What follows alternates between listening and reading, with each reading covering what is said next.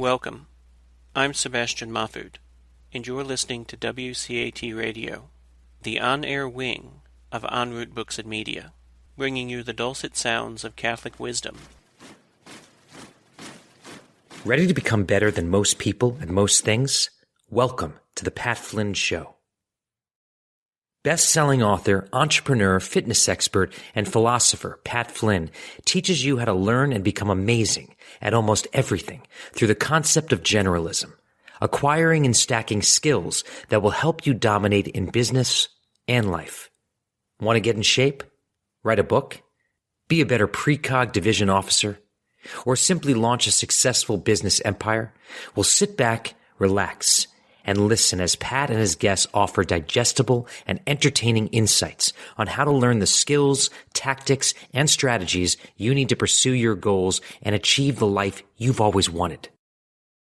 Everybody, welcome back to the Pat Flynn Show. I always say I'm excited for these conversations, and I genuinely mean it. But I am really excited for this one because I'm talking to somebody I've had the great fortune to become connected with online.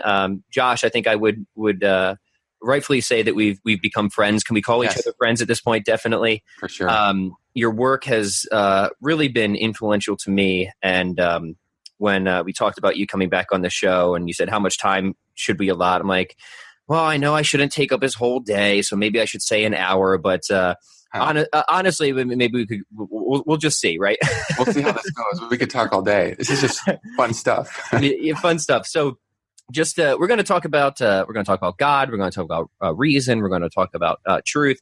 Dr. Josh Rasmussen is an analytic metaphysician. Now, in Pat Flynn's world, that means somebody I immediately want to go hang out and have a beer with. Mm-hmm. But when when somebody asks what you do, Josh, and you kind of have to explain it to them, what does that conversation look like?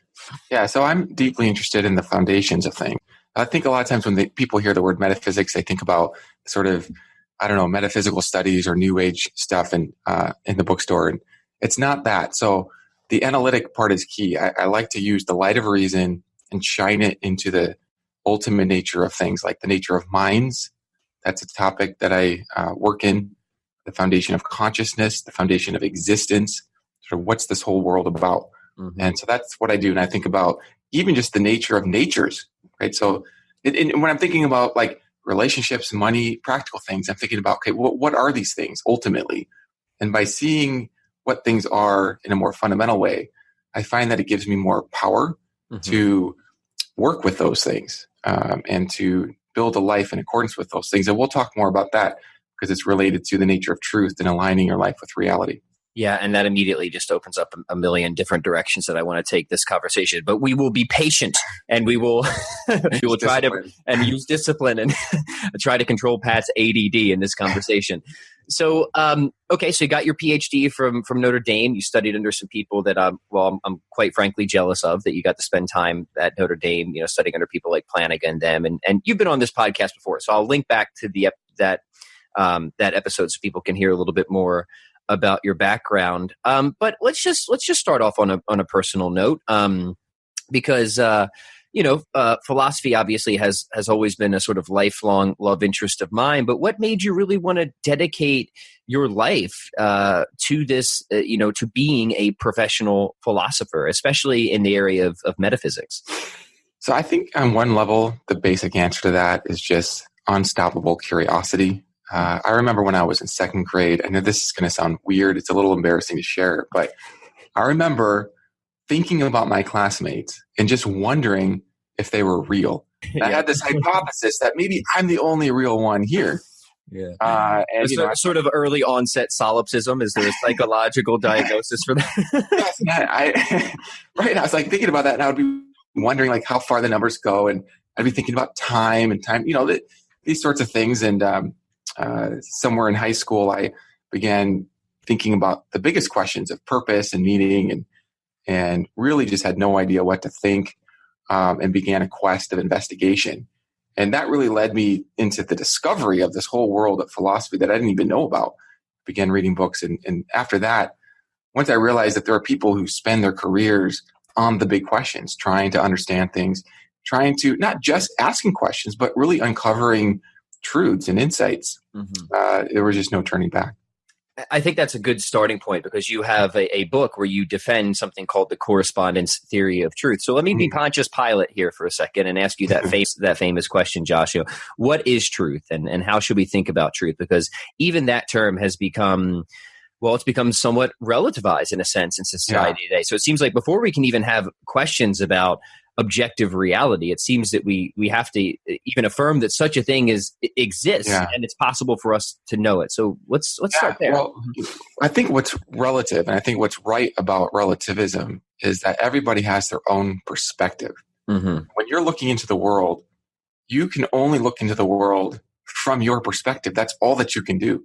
And actually, it kind of bothers me when people will say, well, we know such and such with a kind of bully authority, because knowledge is individual. You know. Now, if you get a bunch of people who know the same thing, you could say we know.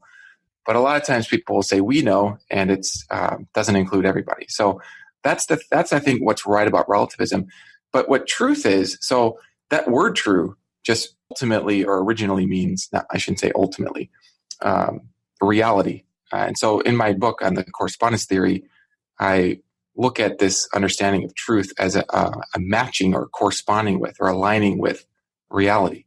And it's interesting, Pat, because when I wrote that book, I didn't even believe this theory of truth. It was just a hypothesis for me at the time. So what were you like a coherence theory, or I didn't really know. I thought it was an open question for you? It was an open question. I thought maybe truth was just basic and unanalyzable. I think that was kind of my preferred theory. And it was just basic. There's no analysis.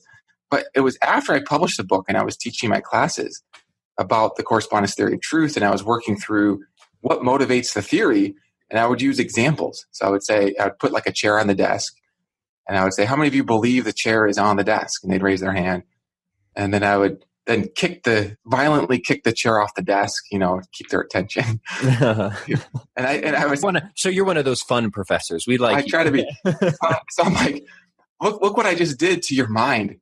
I asked them, is your belief still true? And they would say, no, right? And I say, but how did I change your belief? I mean, your belief is in your own head. I didn't do anything to your belief. I just changed the chair. I just changed the reality. And yet something about your belief changed. And anyway, you go through the examples, and I actually think that the best explanation of all the examples, we can think about this as a scientist, right? Here's a hypothesis. The nature of truth is about matching with reality. And we can make observations that support that hypothesis. So when you change reality, you can change thoughts from true to false, or propositions from true to false. The proposition is true if it matches with reality. That's a really good way of putting it. And this theory has roots at least back to Aristotle. Let me try and get his phrasing right. He said that to say of what is that it is not, and to say of what is not that it is to speak a falsehood. But to say of what is not that it is not, and what is that it is to speak truth. Did I get that? That's a naughty quote to remember. Yes. I have that in my book somewhere. Yeah. Yeah. I wouldn't recommend memorizing that. Yeah, but every time. It took a bit of mirror rehearsal there, but that's so what you're defending has roots at least back to that. So this is a long sort of standing tradition of how many people have thought about truth, and I guess your argument is that it's as eminently defensible in some form today as it has ever been. Yeah, and I want to just say, I mean, why does this even matter? Like, why even care about truth? And it's interesting because it's like people will spend a lot of money to go to school, to take training, seminars, all this stuff. Or scientists will spend a lot of resources to find truth. But like, what is this element? What is this goal? Like, why do we even want it? Why don't we instead try to pursue falsehoods? What is it about truth, right? Like, as we could decide, we could say, my goal is to find falsehoods. That could be our goal. But we pursue truth. And I think my own answer to this is that truth is getting your life matching up with reality. And the more that your life matches up with actual reality, the more freedom you have to build your life along your highest purposes. And I feel like this is actually one of my outcome purposes, to activate people, encourage people along the lines of their highest purposes. My input purpose is the tools I use to help people get aligned with reality. And that's philosophy and reason and evidence. Wow, yeah, that's a really powerful way of putting it, which is kind of funny because it's almost like you're somewhat smuggling in a pragmatic value of truth there, but it's not a pragmatist theory of truth either.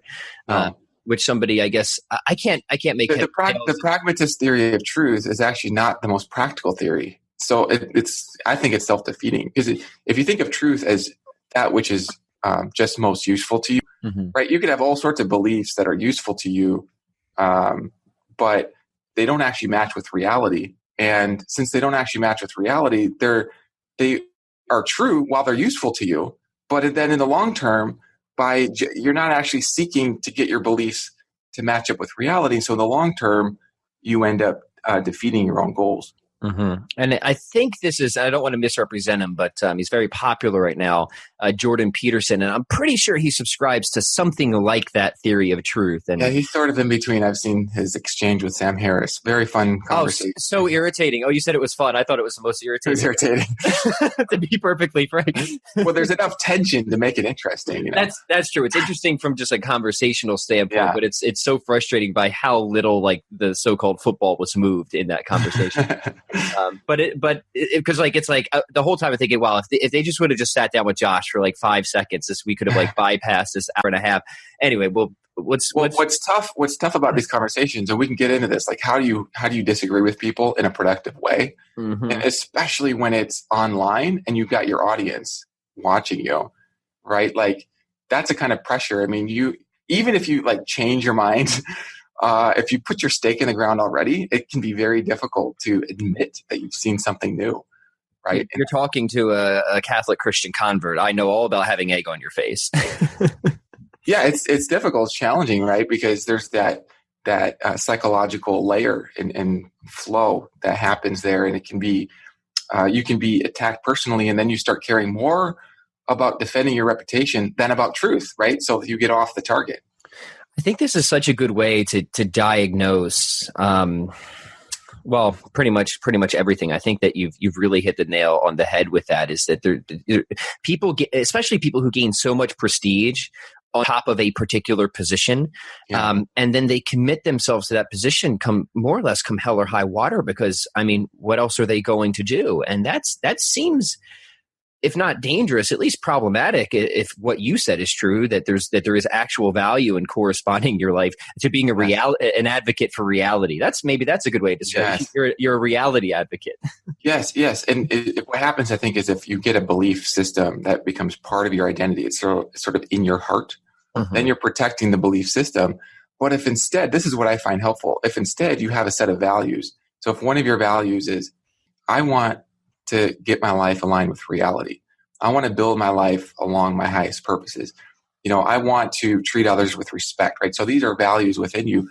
Then then beliefs can come in and out of you because the beliefs aren't really part of your identity. And then you position yourself to be so powerful, because then if you have false beliefs, they can get worked out of you. And in the long term, you'll get more and more alignment with reality, because you come into complex conversations where people are attacking current beliefs, but you don't feel like you're attacked. Yes. I have this picture of a table, and I'm putting beliefs and thoughts out there on a table, and they're not me. And when I'm talking with someone about the beliefs, I visualize myself coming next to them, looking at these things together. I was having a conversation with somebody. This was an online YouTube conversation with a philosopher. And at one moment in the conversation, he raised an objection. He says, if this objection goes through, then you lose. And I said, immediately, I don't lose, I win, because then I gain more truth. Right? Yeah. That's such a good perspective. Yeah. No, I love that. What a great psychological device to try and foster productive disagreements. And I know have to do that. Yes, because otherwise you just get pulled into defending yourself forever and ever and ever. And I know you are capable of this, not only because of your published work in academia, but I've seen it happen. You are able to really sit down with people who would believe things that are totally at odds with many of the things that you would claim, and have really open, charitable dialogue, with these people. Really productive too, from all the conversations that I've seen. So before we get into it, because I know this is something you spend a lot of time thinking about, What are some other tips that you have in trying to make disagreement more productive and charitable? So you gave us that one that we can use for ourselves, so we're not coming from an inherently defensive position. I think oftentimes it's probably just as useful, because if we're nasty and we're defensive, then like, what are the chances of the other person, just being charitable to us? So Yes. yeah, please expand on that. So I've been thinking a lot about this, and I'm going to share 3 with you. I've gotten these from just my mistakes, and I continue to make mistakes. And I've read that the best chess players are the ones that after they play the game, they just study what they did wrong. They study their mistakes. Mm-hmm. And so as I've reflected on my mistakes, I've come up with some principles that I've seen work. When I say I've seen them work, I've seen them lead to conversations where it's productive, measured by us reaching our goals. And also in terms of more truth flowing from them to me and from me to them. And I have to tell you, Pat, I mean, I've changed my mind on a lot of views through productive conversations. And I've seen a lot of people change their mind on a lot of views through productive conversations. The most common change is a change of filling in details and clarifying a bigger picture. Mm-hmm. So three things that I think are the most important. Number one, and this is going to sound like common sense, but it's not common practice. The person you're talking with, if you're having one-on-one, they have to feel like you appreciate them. It's okay. Respect is baseline, but above that, they have to feel liked by you. Mm-hmm. They have to actually feel valued. Like that before you even get in the conversations. I was having a Facebook conversation where I did not do this. So there's a guy, we'll call him John, mm-hmm. and I was engaged with him, and he was feisty and kind of attacking both my ideas and my motives. Mm-hmm. And so my first response was to defend my ideas. And then as he continued to attack my motives, my next response was to finally, because I'm trying to not defend myself, right? I want the truth. But at some point, it's like, okay, look, you got me wrong. And now I'm defending myself. Yeah. Well, he didn't feel appreciated by me. I didn't lay the groundwork. So I kind of backed off. I sent him a private IM. Mm-hmm. And then we got into email correspondence. I find out he's got cancer. I find out more about his personal life. Wow. And I changed my own tone. Mm-hmm. Instead of blaming him for blaming me, I just take responsibility for the fact that I didn't set that conversation up in a way that he would feel valued. And so once I make that my goal at the beginning of the conversation, okay, what can I do? Hopefully I'm having conversations with people, they already feel valued by me, right? Yeah.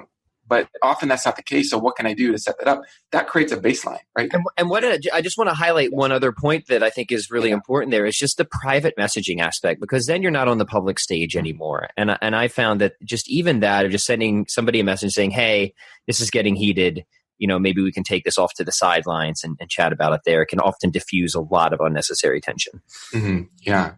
And the people don't feel judged or accused by you, but instead they feel like you do like them.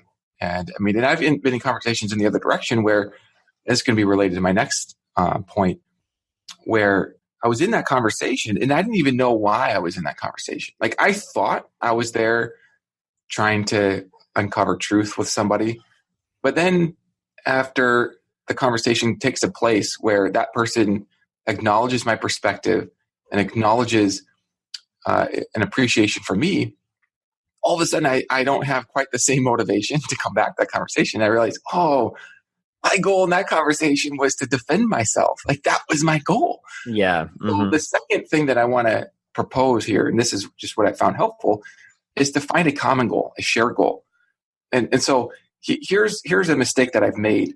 I'll come into a conversation and my goal maybe initially is to show that proposition P is true. Mm-hmm. And then their goal is to show that proposition P is not true. Now the problem is that that's actually not a shared goal. We're actually going in the other direction. Now, there's a shared goal in the neighborhood, which is to figure out who's right. Mm-hmm. Okay. Now that could be the shared goal and that'll work. And that does work. But sometimes it's not like that. Have you ever been in a conversation where it was like, even if you made a point that they didn't have a response to that, they've shifted to another point very quickly. Yeah. Mm-hmm. And if you have that, that's a clue that maybe there's not a shared goal there. Because if there's a shared goal to uncover something together, to clarify things together, clarity is a good one. Let's just make our goal to get things clear. And you can even state that out front. Then if they make a point that you hadn't really considered before moving on to make your next point, take some time to highlight that progress and say, wow, you're right about that. That's interesting, and I find that helps move the conversation. And I think that it's important for people to realize when you're in an argument or debate with people, like conceding a point here or there isn't conceding the argument. Right. Yeah. And it's like, I think so many people, when they get caught up in these conversations, they feel if they give any ground whatsoever, then it's a total loss or defeat. And I guess part of that goes back to, again, seeing it as a win or lose game rather than a game, a mission towards gaining. Well, and it's actually kind of fun. You can sort of break the frame. I mean, you could be in a conversation where that's how they're thinking of it. So if you concede a point, it's like, but wait a minute, so do you agree with me? I don't know. One time my wife and I, this is early on before we were married, 12 years ago, we were just having a conversation and we were having a debate on an issue about whatever, it doesn't matter. And she made a point, and then I just said, I think that's good. That's good evidence for your position. Mm-hmm. And she like throws up her hands. She's like, so there you go. There you go. I was like, well, no, I mean, there's a scale with evidence on both sides, right? How ecumenical.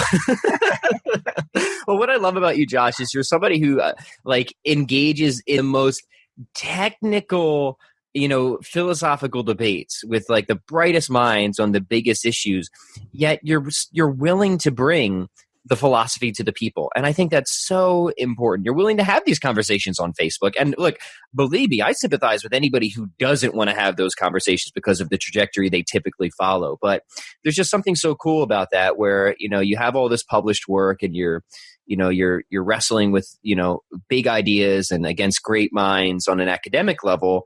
But then, you kind of bring it back home because I guess if it never makes it down to the popular level, then kind of what's the point, right? Yeah, I want people to see the value of it. Mm-hmm. A lot of people, they hear that word philosophy and they just think of people who are debating things endlessly without any insight. And that's all that it is. And I can just say from the inside, I mean, there are all sorts of discoveries, including discoveries that help and serve science, even discoveries in logic. I mean, logic is one of the branches of philosophy and is a growing branch. I mean, there are new elements of logic being teased out and worked out. And there's a lot that's just not known. And so, man, did I get a lesson in that in your book, Necessary Existence? I mean, we were talking like arguments from modal logic and exotic cat logic and all this stuff. I'm like, I have even more studying to do now. Yeah, I mean, even just the logic of possibility. I mean, working out the axioms and then deducing theorems. I mean, that's something that is only in the last century that we've been able to work that out systematically. And that's a real progress, advance in the field. Mm-hmm. People don't think sometimes that philosophy makes advances. They think, well, science makes advances, philosophy doesn't. But I think there's just too narrow an understanding of philosophy and not really an understanding of what philosophy is. In fact, because of that, I don't even like to use the word philosophy. I like to just say, I'm a truth seeker and I want all the evidence. And who's going to argue with that right now?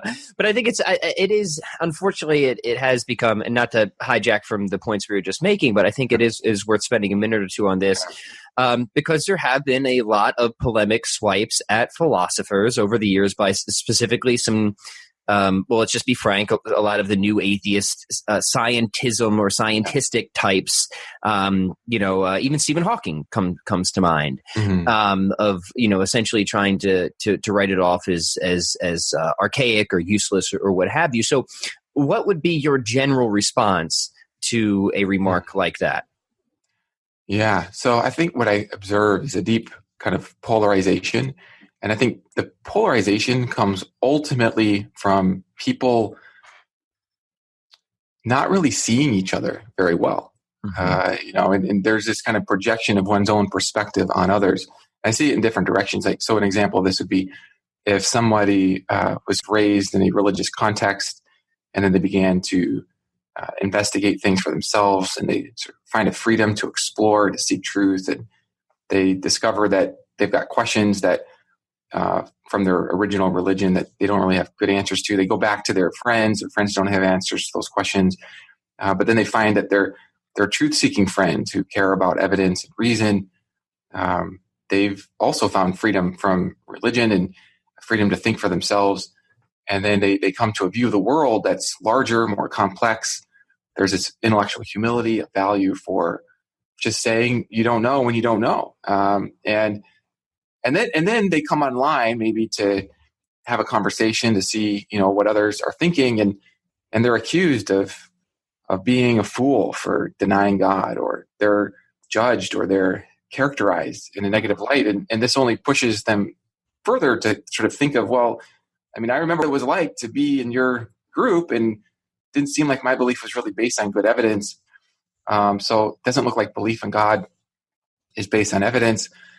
And so that's sort of kind of my perspective. And then my perspective, it's sort of natural and sort of makes sense to imagine that sort of everybody else who's believing in God, it must be for some kind of psychological reasons. It couldn't be from evidence, because if it were, I mean, I'm not finding that evidence.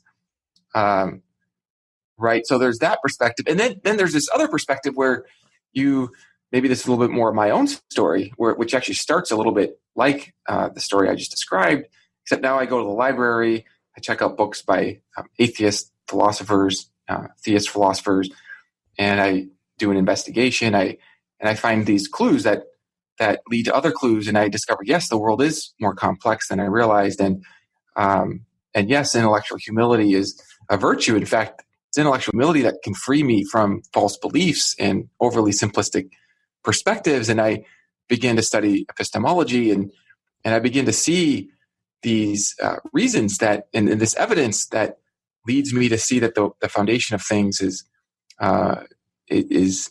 special in ways that make sense of the nature of reality and all the evidence, and that has a mind-like nature. And we'll talk more about that. Mm-hmm. And that there's this fine-tuning of the universe. And so then I see all this evidence, and I think, well, how could anybody, once they've seen all this evidence and they've had this journey, not believe in God? They'd have to sort of, willfully just be trying to hide from God, despite all the evidence, right? So, and that's, I think, a problem. I think it's a problem on both sides, that we tend to project our own perspective and our own experiences. This goes back to the first point, the thing that's good about relativism, which is that everybody has their own perspective. Mm-hmm. There's one truth, there's one reality, right?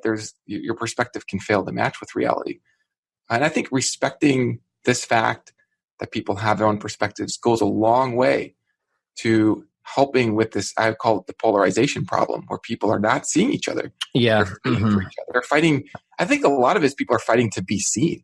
Mm-hmm. They want to be seen. Yeah. And they're attacking others, but underneath that attack is the desire to be seen. Mm-hmm. That's a really good perspective on that. And one thing that I've also come to appreciate, first off, I always had a love for philosophy. So I was never, even though I wouldn't have always considered myself a theist in that vein, I always saw value in philosophy. And to me, I forget who, I'm sure many people have said it over the years, but it resonated me obviously strongly when I first heard it. It's not like you can get away from doing philosophy, right? The only thing you can get away from is doing it well. Yes. So it's not whether you're going to be a philosopher or not. It's just whether you're going to be a good one.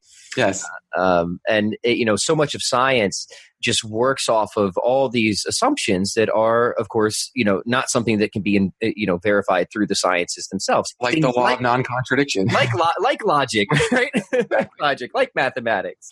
Right. And so, yeah, I have to add, so there might be a demarcation problem, because when I was talking with my wife, this is again before we were married, but we were talking about the nature of science and philosophy. Because once you get married, all arguments dissolve, as we know. They all go They just go away. We figured it all out. We had to hash this out.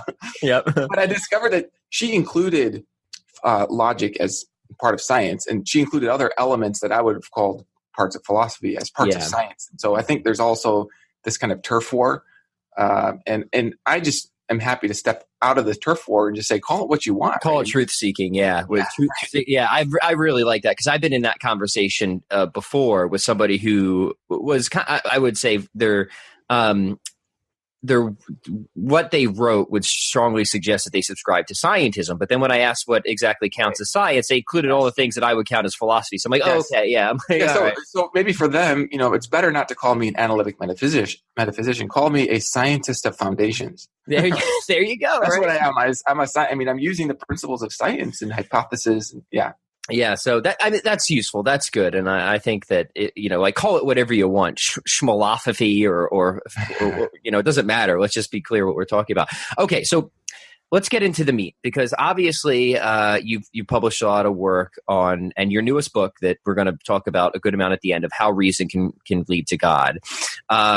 You think that when you analyze the foundations of reality, that there is good reason to believe that this foundation is fundamentally a mind or mind-like, which I think most people would say, yeah, that kind of sounds like most people's idea of God, at least in a general sense. Mm-hmm. You've done a great amount of published work on this, specifically versions of the contingency argument.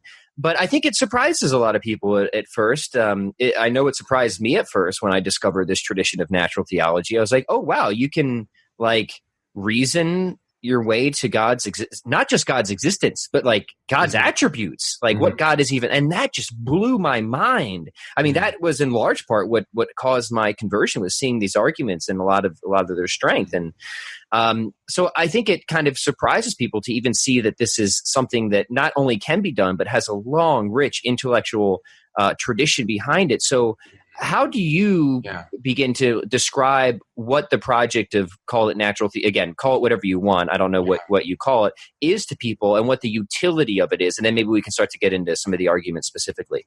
Yeah. So for me, I think of it in terms of, I'm just putting the light of reason on the foundation of everything. Mm-hmm. And I just want to find out what that is. What is the foundation of everything? Is there a foundation? And then the project of natural theology is just the project of following reason where it leads and seeing what it uncovers.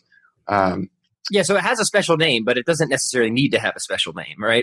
Yes, yeah. And I'm trying to use these more neutral terms so that people can see that its value really is universal. Mm-hmm. And let me just tuck in the third sort of key for productive conversation here, which is service, to make your goal to serve your audience. And that feels different. To add value. So those who get the most value out of life add the most value. And this is just a principle I've noticed. And I love that about your previous book, the shorter one you wrote on the Bridge of Reason, right? Mm-hmm. Because it was all about finding treasure. And I loved your language there, in the sense that, hey, if this is true, and I think that there's good reasons we have that is true, this is not only available to everybody, but it is a radically and beautifully and infinitely precious thing. And I want you to have that. And I'm like, wow, what a wonderful way to position. Yes. What's the reason for even seeking truth in this domain, right? Mm-hmm. I mean, there are many truths, and this is why I come back to, okay, what's the value I want to add to people? And I think one of the big things that I want people to feel, it's not just an intellectual thing, but there's an emotion of, I want people to feel their own value and their own sense of purpose. And a lot of people who talk about value and purpose and sort of personal development, they don't actually have a worldview that anchors this sort of in an ultimate way. Yeah. And for me, this is where truth, beauty, and goodness come together in the foundation of things, because if you think of the world as a kind of setting for your story, your life is a story. You are the central character of your own story. Only you can decide how your story goes. Mm-hmm. No one else can do that. And you can decide, you can look up at a mountaintop and you can decide, that's where I want to go. It takes courage to go up that mountaintop, because you might fail. In fact, you will probably stumble along the way. Mm-hmm. And you decide, you look at that mountaintop, you say, that's where I'm going. Now you've pointed the way and you're taking steps towards that. But what are you stepping on? What's the world that you're in? Is it ultimately pointless?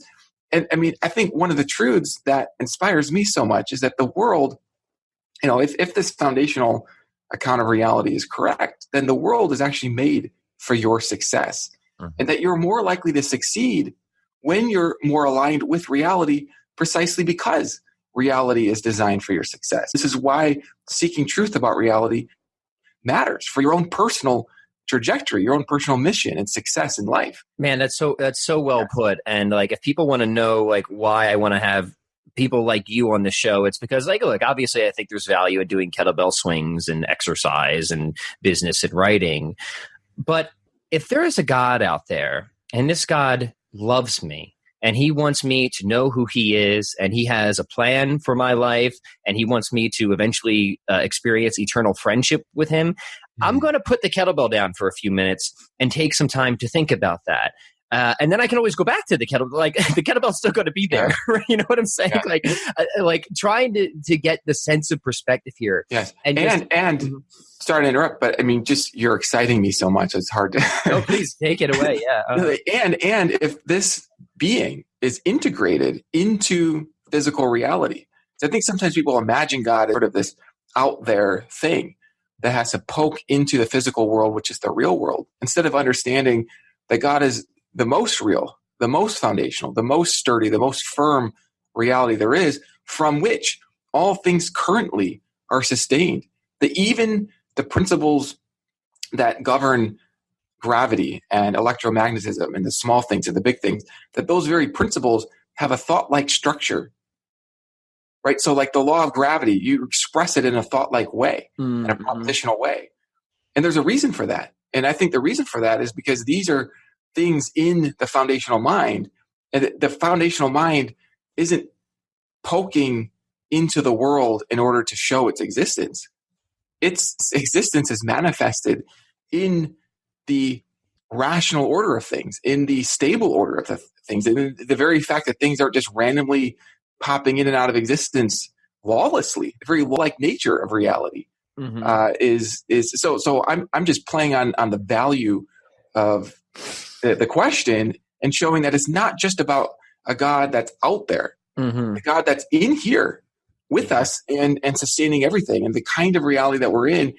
It's weird in a way, because I think that sometimes the classical theists will sometimes make a mistake of making God too distant, whereas the pantheists make God too immanent.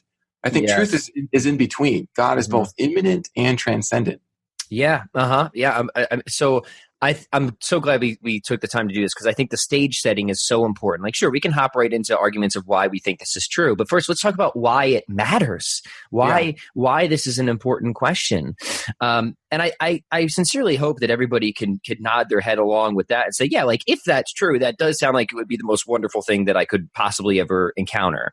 And then they might be like, well, I just don't think that it's true. And that's when the arguments come in. But I just understanding that, and that's kind of how I thought at one point. I'm like, not just natural theology, but Christianity in general. I'm just like, okay, I will admit that some part of me thinks that this sounds too good to be true. But if a God is all loving and he really does want what is better, then like, why would he give me anything less? So that actually sounds, consistent there. But even if it's, I don't even know what percentage value I would assign to it. But I think even in my mind at time, like even if there's like a 1% chance that this might be true, I want to search that out. That just seems like an important question that's worth spending at least some time on. Even that charge of wishful thinking is born out of the implicit recognition that this is an important kind of question to wonder about. Because the worry is that it is too good. It's so good. How could truth, beauty, and goodness come together in that profound and exquisite way at the foundation of things? And I think it's a worry that actually reflects just the value of the question. And I think that's good, because I don't want to dilute it. Like, I want you to say, yeah, it does sound like it's too good to be true. And it is true.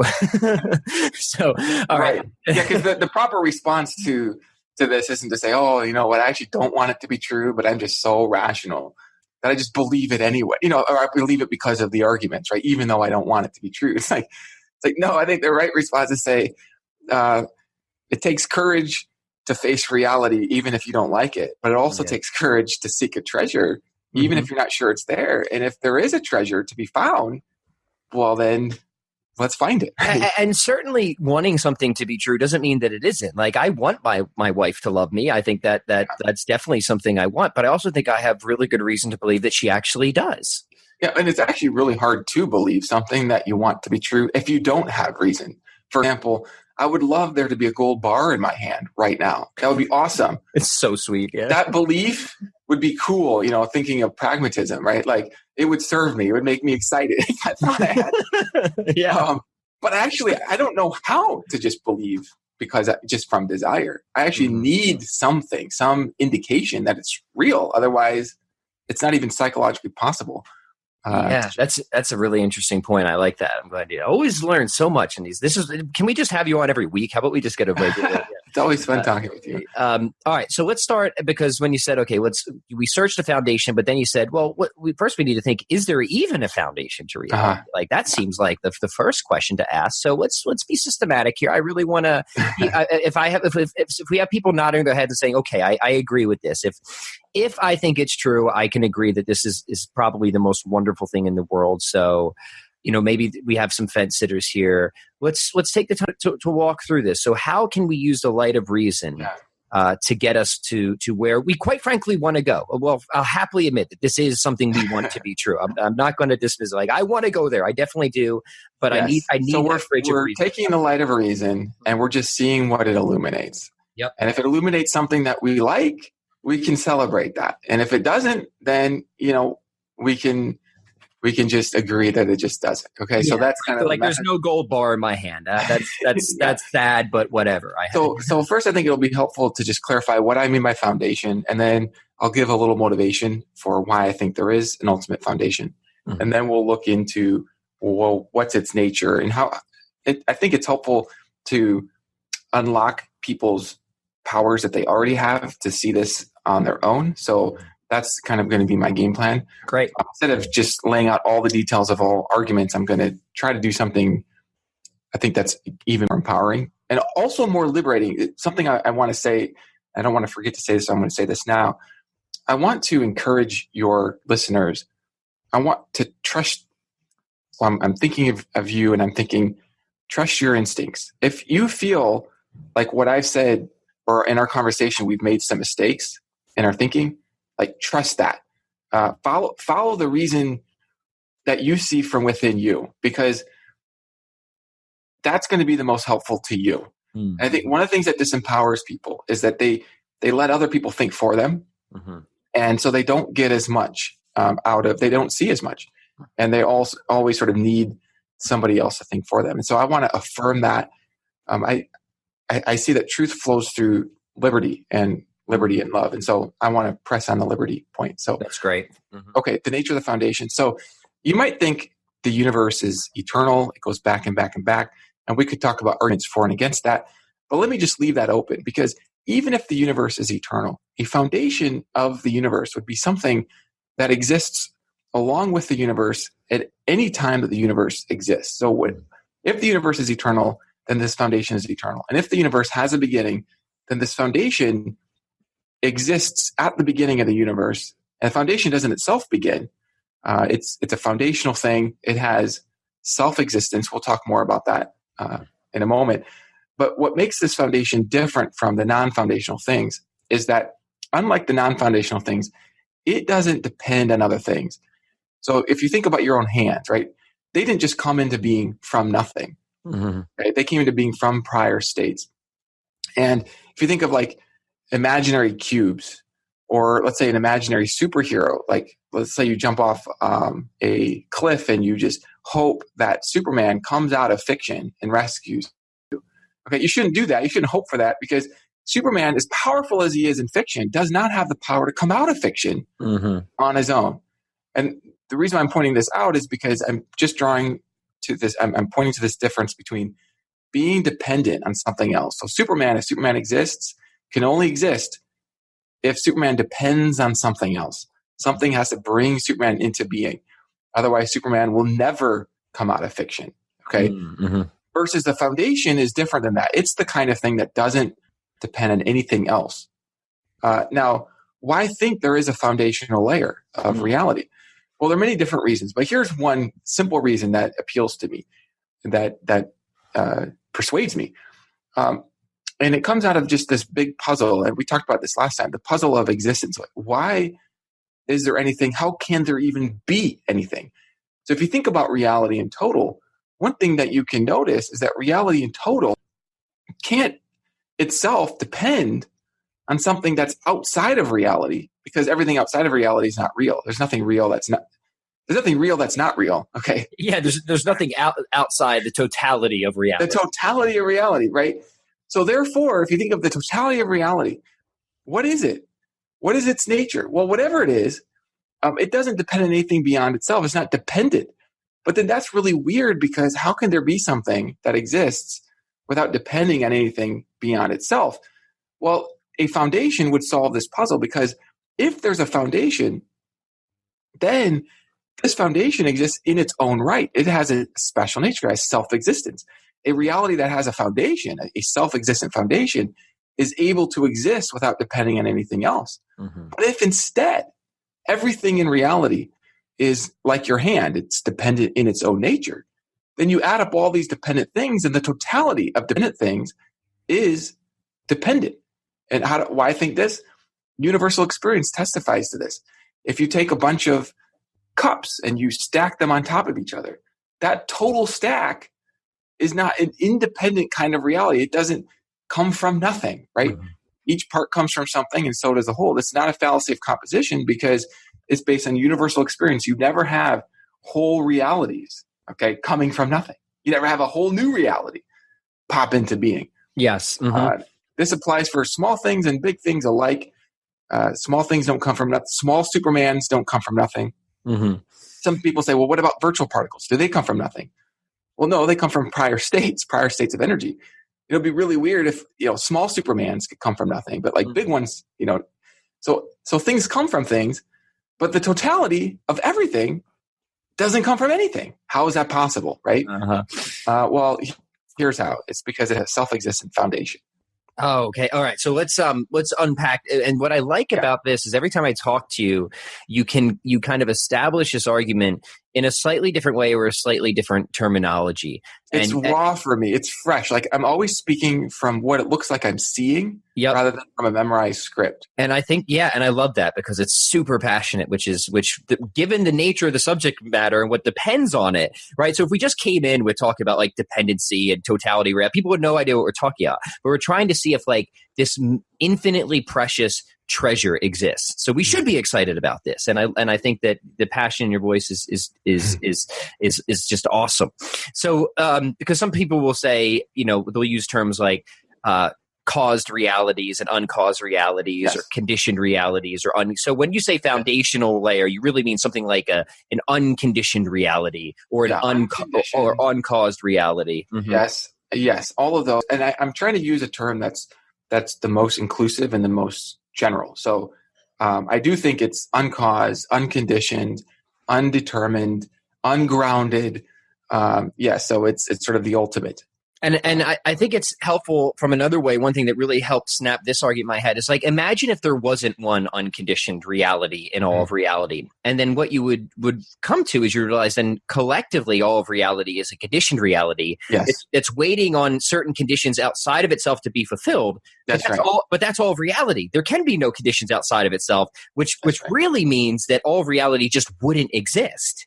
That's right. Yes. But I'm talking to you right now, right?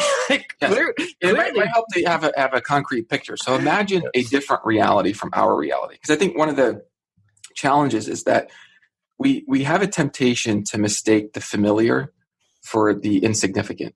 So the fact that there is existence is so familiar that we think, oh, okay, well, how is that even significant, right? Because it's so familiar. Your existence is so familiar, right? But your existence is deeply significant, and we'll talk more about that. So think of a different reality. I wish that was one of my podcast reviews. That would make me feel so You're so significant. Your existence is so significant. Imagine a reality that is just a big cube. Okay, that's all it is. Actually, no, let me use another example. Imagine a reality that's just Superman. Okay. Awesome. Or it's the shape of Superman. Okay. And that's it, right? It's just, there's nothing outside of this thing. There's things inside of it. Maybe there's little Supermans inside. Okay. Just to fill it in however you want to. Okay. This is a different conceptual possibility, a different kind of reality. Now, now in this reality, there's nothing outside Superman that would explain Superman's existence, right? So there's nothing that it's conditioned upon. There's nothing it depends on. There's nothing that produced it. It just exists, right? Okay. But this is very weird because Superman is not the kind of thing that can just exist. By universal experience, things like Superman don't just exist on their own without a prior condition. And I don't think it's just experience. I think reason itself, there's this principle of explanation. That if something's going to exist, there's got to be an explanation for its existence, either in terms of some outside cause or in terms of some special nature that it has that makes it different from the kinds of things that are dependent. And so reality can't be like that. And the puzzle is, well, then how can there be any reality? Because for any reality, you can run the same thought experiment. So imagine a big cube. How can there be that big cube? It should have an outside cause. But it doesn't have an outside cause, right? So because it's the totality. So therefore, there shouldn't be that big cube. And you can run this puzzle for any reality you imagine. You think, well, how could there be that reality? This should have an outside cause. But there's nothing outside of it that does cause it. So that's a contradiction. And so it looks, I mean, look, if I didn't know better, I would think that there's nothing. Because if I didn't know better, I would think there couldn't be any reality. Because for any reality that I imagine, it looks like there's got to be some outside cause of that reality. But that total reality has nothing outside of it that could cause it. So you got a contradiction.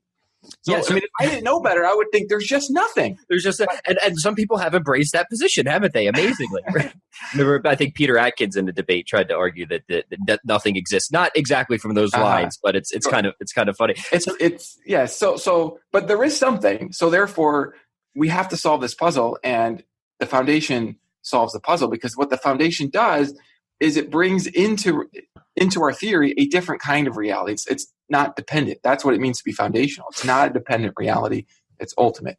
So what we're saying, just to kind of recap it again, is that if there were not one foundational layer of reality or unconditioned reality in all of reality, then all of reality would be collectively dependent reality or conditioned reality or whatever you call it, which really means that all of reality just wouldn't exist. But since reality clearly does exist, that implies there must be at least one part of reality, or at least one reality that exists in a radically different way to explain why there's something over than nothing. Is that a fair summary?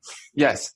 And just to make sure, because there's somebody listening to this who is worried about the fallacy of composition. Somebody's thinking, but wait a minute, just because each part is conditioned doesn't mean the whole is conditioned, okay?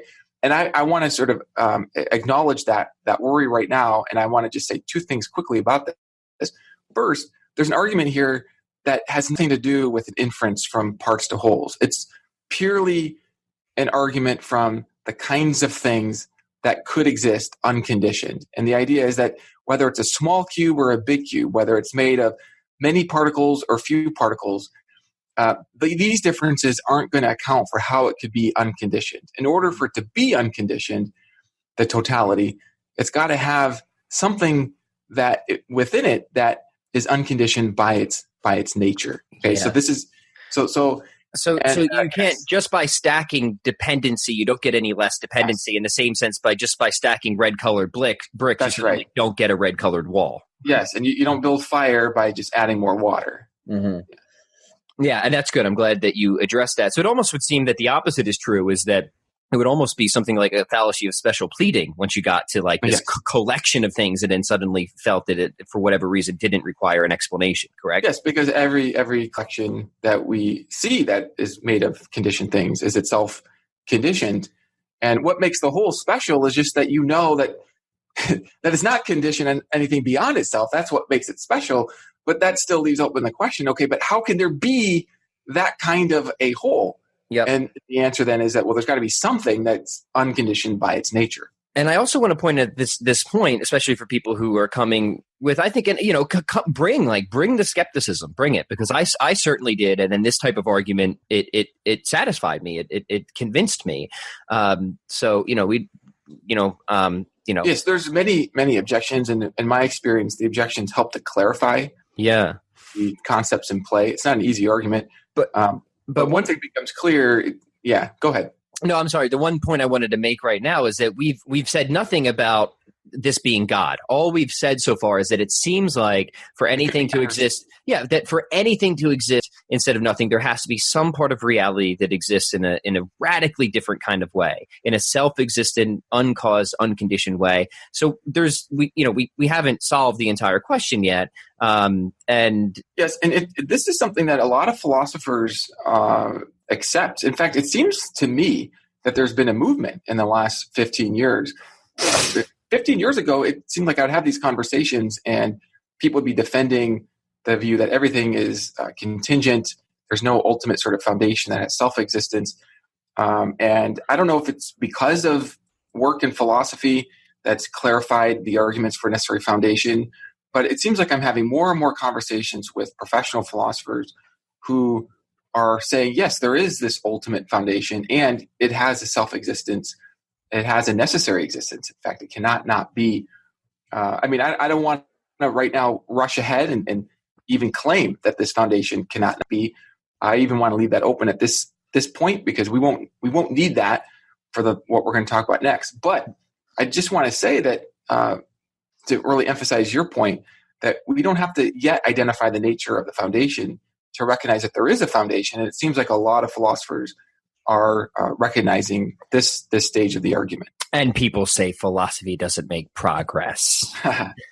So, all right. So very good. All right. Well, let's keep moving along then. Unless there's anything else you want to say about this. That's it. Cool. So, yeah. There's always more to say, Pat. Don't tempt me. I know. We can turn this into a whole lecture series. But anything you feel is at least initially relevant. And of course, I want to say that anybody, it's not like the conversation or the seeking ends with this. We're trying to expose people to an idea. And you obviously have no shortage of published work where people can go much, much deeper with it. So I will be sure to link that and with your new book, which we'll talk about at the end. So we're just trying to get the initial thrust going, right? Yep. So there's a foundation of things, and now we can investigate, okay, what's its nature? And last time we talked about a certain argument that I've worked on more in my published work, but I want to talk about a different kind of argument that I've found extremely intriguing, and this might even be the most persuasive type of argument for me, even though I haven't written about it as much. There are elements of this that do show up in my next book. And it's an argument from you. Okay, so I want to just set this up in terms of clues because, like I said before, I want your listeners to feel empowered to sort of think these things through for themselves. And everybody's at different places in their journey. Everybody has their own considerations. And so I want to set this up in terms of clues. And within you are many clues. You contain clues about the nature of the source of you. So the foundation is sort of the ultimate source of you. And one thing that you can do to investigate the nature of a cause or a source is look at its effects and see if you can trace back some of the properties of the cause from its effects. So within you are things like the ability to reason, the ability to think, feelings. You have hands with self-repairing technologies. I actually had a dream like a year or so ago, and in my dream, Apple had produced these laptops that they were able to replicate themselves. It was like this new technology, and they were coming out on this conveyor belt, and they were introducing that they had this new breakthrough in technology that don't worry about buying a new laptop if it breaks because your own laptop will replicate itself. Just feed it the nutrients. It was like this breakthrough, right? Think of self-repairing. It's like we have software that tries to sort of fix your computer on the software level, but think of like the hardware just repairing itself. I break my skin and just automatically there are these mechanisms that are at work. And this is all very interesting, right? And so people can start thinking about, okay, well, how did this come about? And we have a story about how there's like evolutionary history that leads to the production of the greatest technologies on earth, which is within your own body.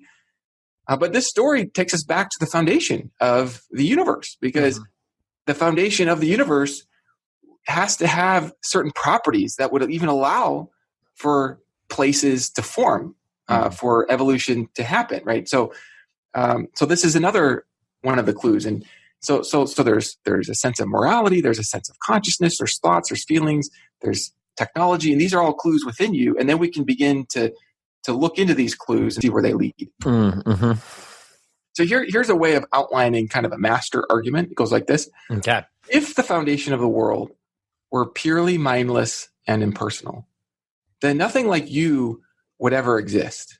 Okay. Something like you does exist, here's some evidence for this. You exist. Okay. um, Therefore, the foundation of the world is not purely mindless and impersonal. Yeah. So that's the master argument. And then we can look at those different parts of the argument. Yeah, please. Let's dig in, because I would say aside, and I'm really glad that you're taking this kind of path, because I would say the two arguments that kind of brought me into a full-throated supernaturalism, if you will, were arguments from contingency, like we're developing here, but also arguments from consciousness as well. And you're kind of almost blending the two together right now, aren't you? Awesome. Yeah, let's keep going. And you use that term supernatural. I'm happy to even call it special natural. That there's a dialogue book actually coming out in a dialogue with a philosopher, and toward the end, I discovered that his use of the term natural is broad enough to include a supreme mind. It's like the science term again, right? It's like, yes. And so that's why I want to use terms, because I've noticed that there is a vocabulary problem. Some people define physical. Physical just means what exists. I've asked students, like, what does physical mean? It's what exists. So, well, if God is not physical, then by definition, God doesn't exist, right? Yeah, you just defined him out of existence. Yeah, and I don't think it's intentional. I just think that there's a slipping of language, and so part of what I try to do, and this goes back to how do you have productive conversations? Like, number one is take some time to clarify terms. Yeah, people are talking past each other, and they don't even know it. Yeah. Great point. Yeah. Ambiguity, not good. Okay. So we've got the two premises. So the first one again was, if the foundation is purely mindless and impersonal, nothing like you would exist. Premise 2, something like you does exist. Therefore, the foundation is not purely mindless and impersonal. I want to start with that second premise, something like you exists. Now you might think, well, now that's pretty obvious. Like, who's going to deny that? Right. Well, I've met two different philosophers now. There's always one or two. now, this is probably why philosophers don't have a good reputation, or have a reputation of silliness, right? It's because we come up with these things. But I think what people don't understand is what is motivating these thoughts. Some philosophers will be skeptical of consciousness. It's called eliminativist materialism. Yeah, I call it the nuclear option, like Daniel Dennett types, right? Yeah, and what motivates this, right? So one of the philosophers, he was very honest with me. He told me the reason he thought that he didn't exist was he thought that if he did exist, he would be a kind of being that couldn't come purely from changes of matter and motion, that he would have thoughts, feelings, and that this would be unproducible by particles. Amazing. That was his reason. Yep, amazing. I was like stunned. So then we spend a 2-hour dinner conversation. Yeah, it's like trying to convince him that he exists immediately. Yeah. Yeah, I was like, I like you, and I want you to believe that you exist. So I'm going to argue that God exists so that I can convince you that you exist. Right? Yeah. That was so fun. Fascinating. I would have loved to have sit on that conversation. Oh, it was such a good conversation, and we were totally in rapport. He liked me, I liked him, and so it was fun. We were not fighting.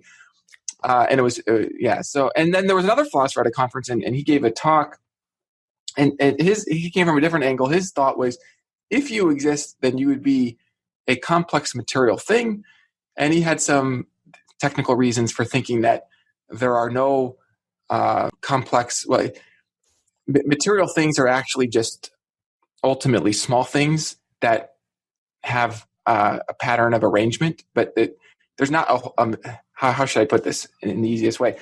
If you sit on a chair, okay, you're not sitting on something over and above the particles that make the chair. Yeah. There's just the particles, okay? Mm-hmm. And so he thought that if you existed, you wouldn't just be a particle, so therefore you don't exist. Okay, so does this happen chance to be Alex Rosenberg? I have to ask. No, okay. It wasn't him. He's another one. He's because he takes pretty much the same position, and I actually like his book, An Atheist Guide to Reality, because it just it drives to exactly the same thing that you're talking about. Is his commitment to call it physicalism, or us just being nothing but fermions and bosons, nothing but fermions and bosons, leads to these radical conclusions. Well, you're not the same collection of fermions and bosons as you were 5 minutes ago. Therefore, you're not the same person you were 5 minutes ago. Therefore, you don't even really exist at all.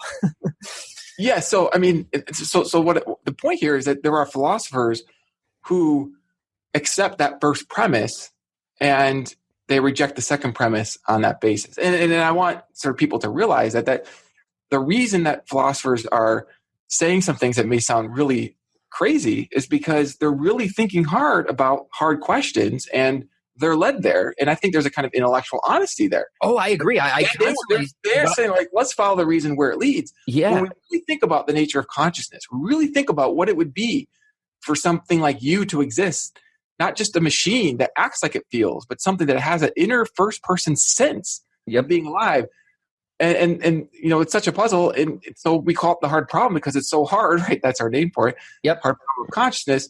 And there's a kind of intellectual honesty there. Like, well, if this means that I have to deny the reality of consciousness, well, then so be it. I'll follow reason where it leads me. I agree. And that's why I actually recommend Rosenberg, because I think he's willing to be consistent from that sort of materialist, physicalist starting point. Now, I also happen to think that it's absurd when you start to reach these conclusions, and I think maybe it's worth going back and checking that first initial premise. But what you're saying is that it's because of the acceptance of that initial premise that leads to the denial of the second. Yes, yes. And I want to defend my friends a little bit here too, in that something can seem absurd. So absurdity is, again, one of those relative things, right? So it's absurd to you, right?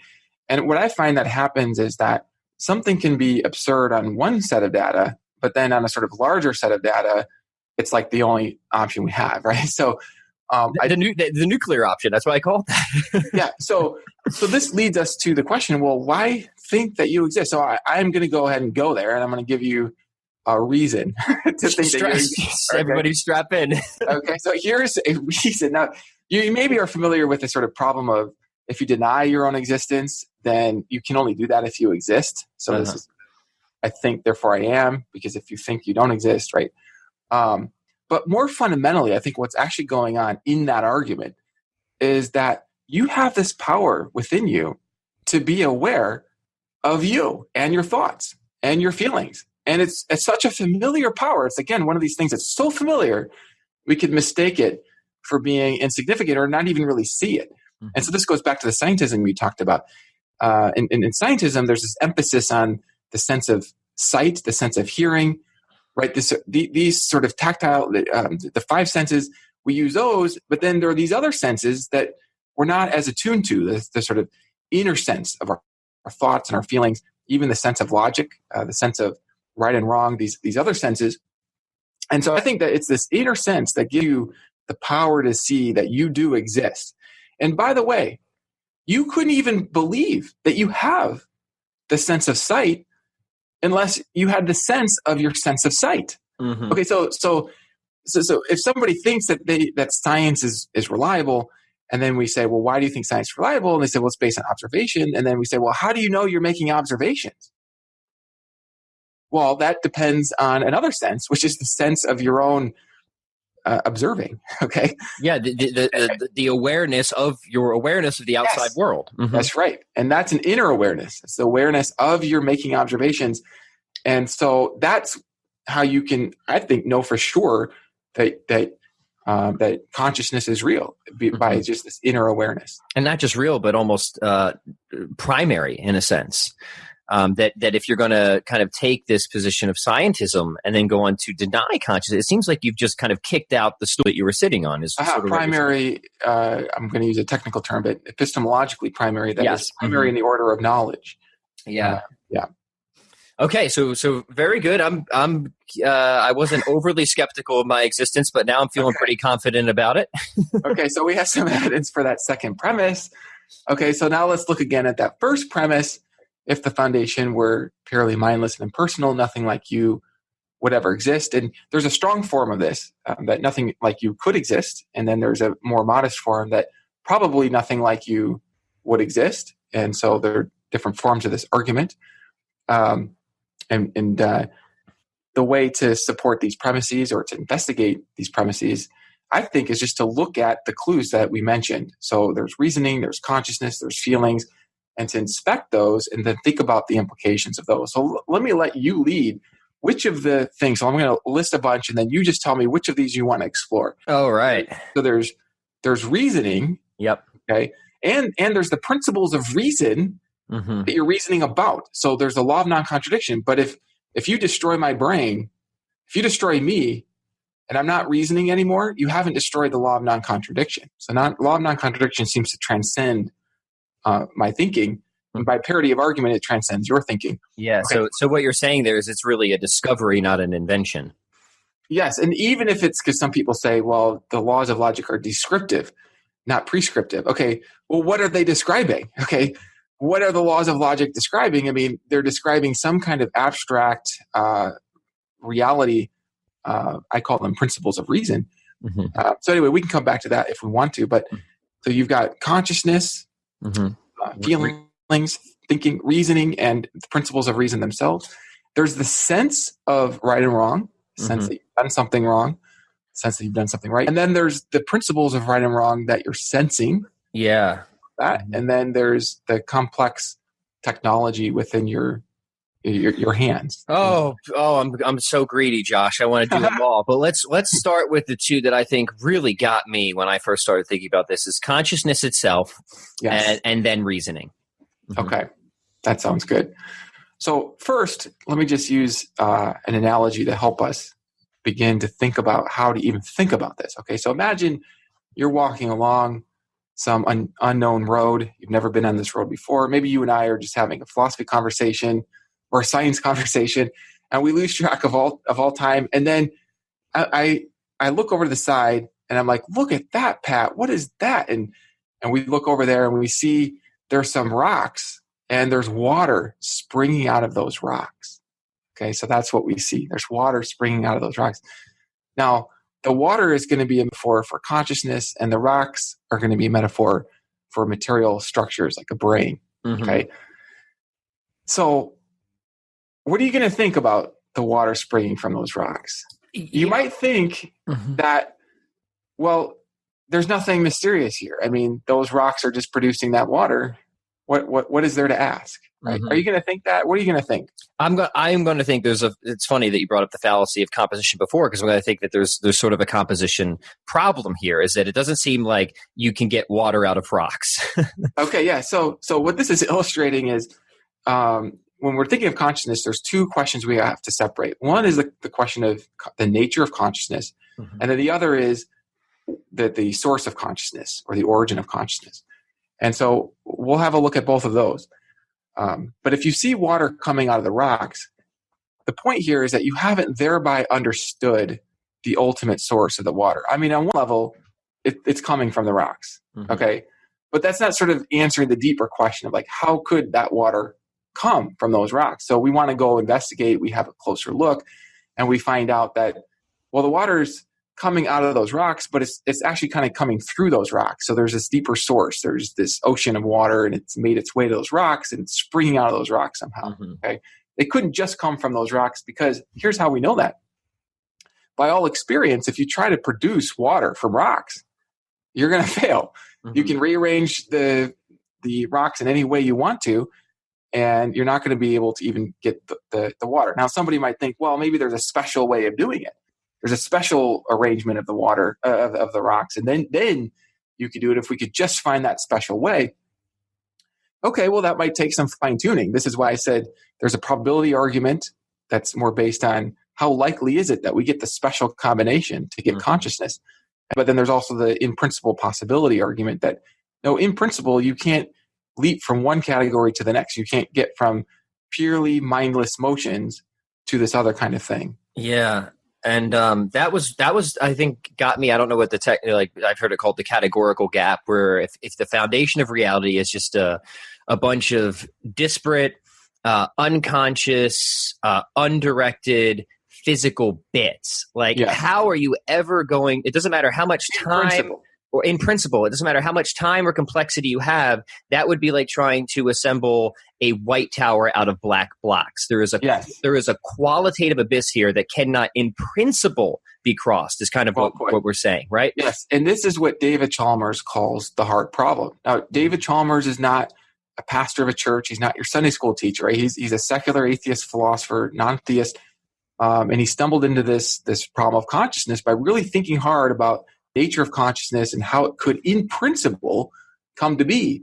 And his solution, interestingly enough, is to accept both the premises of the argument and to say that they're the foundation of the world, is not purely mindless and impersonal. So he thinks at the foundation there is, he calls this proto-consciousness, or some qualitatively conscious-like something at the foundation.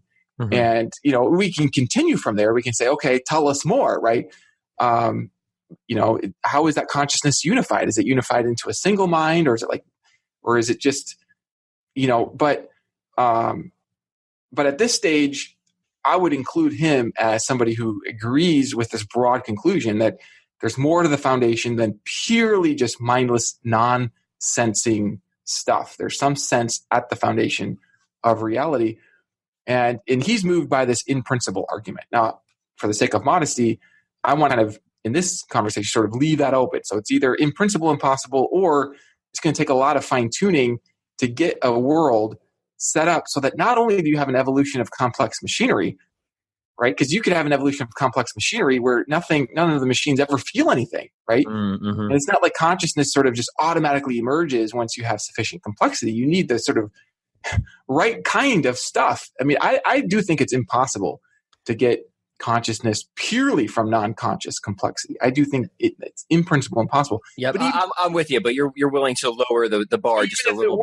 Even if it were, you've got to get the right thing. And so John Searle, Berkeley philosopher, I mean, he's thought a lot about this. He's expert in consciousness. Again, not a theist, not coming from a theist point of view, and he makes a similar argument that you have to have the right kind of materials, and that's not a trivial matter, getting those materials in place. Mm-hmm. Yeah, absolutely. So, I mean, that is quite literally the thing that just, when I encountered these types of arguments, it gave me such like a cold hard slap across the face. I'm just like, wow, I just never even thought of it like that before. Never even. But this has at least to me it did, and I still think it still does, a ton of force behind it.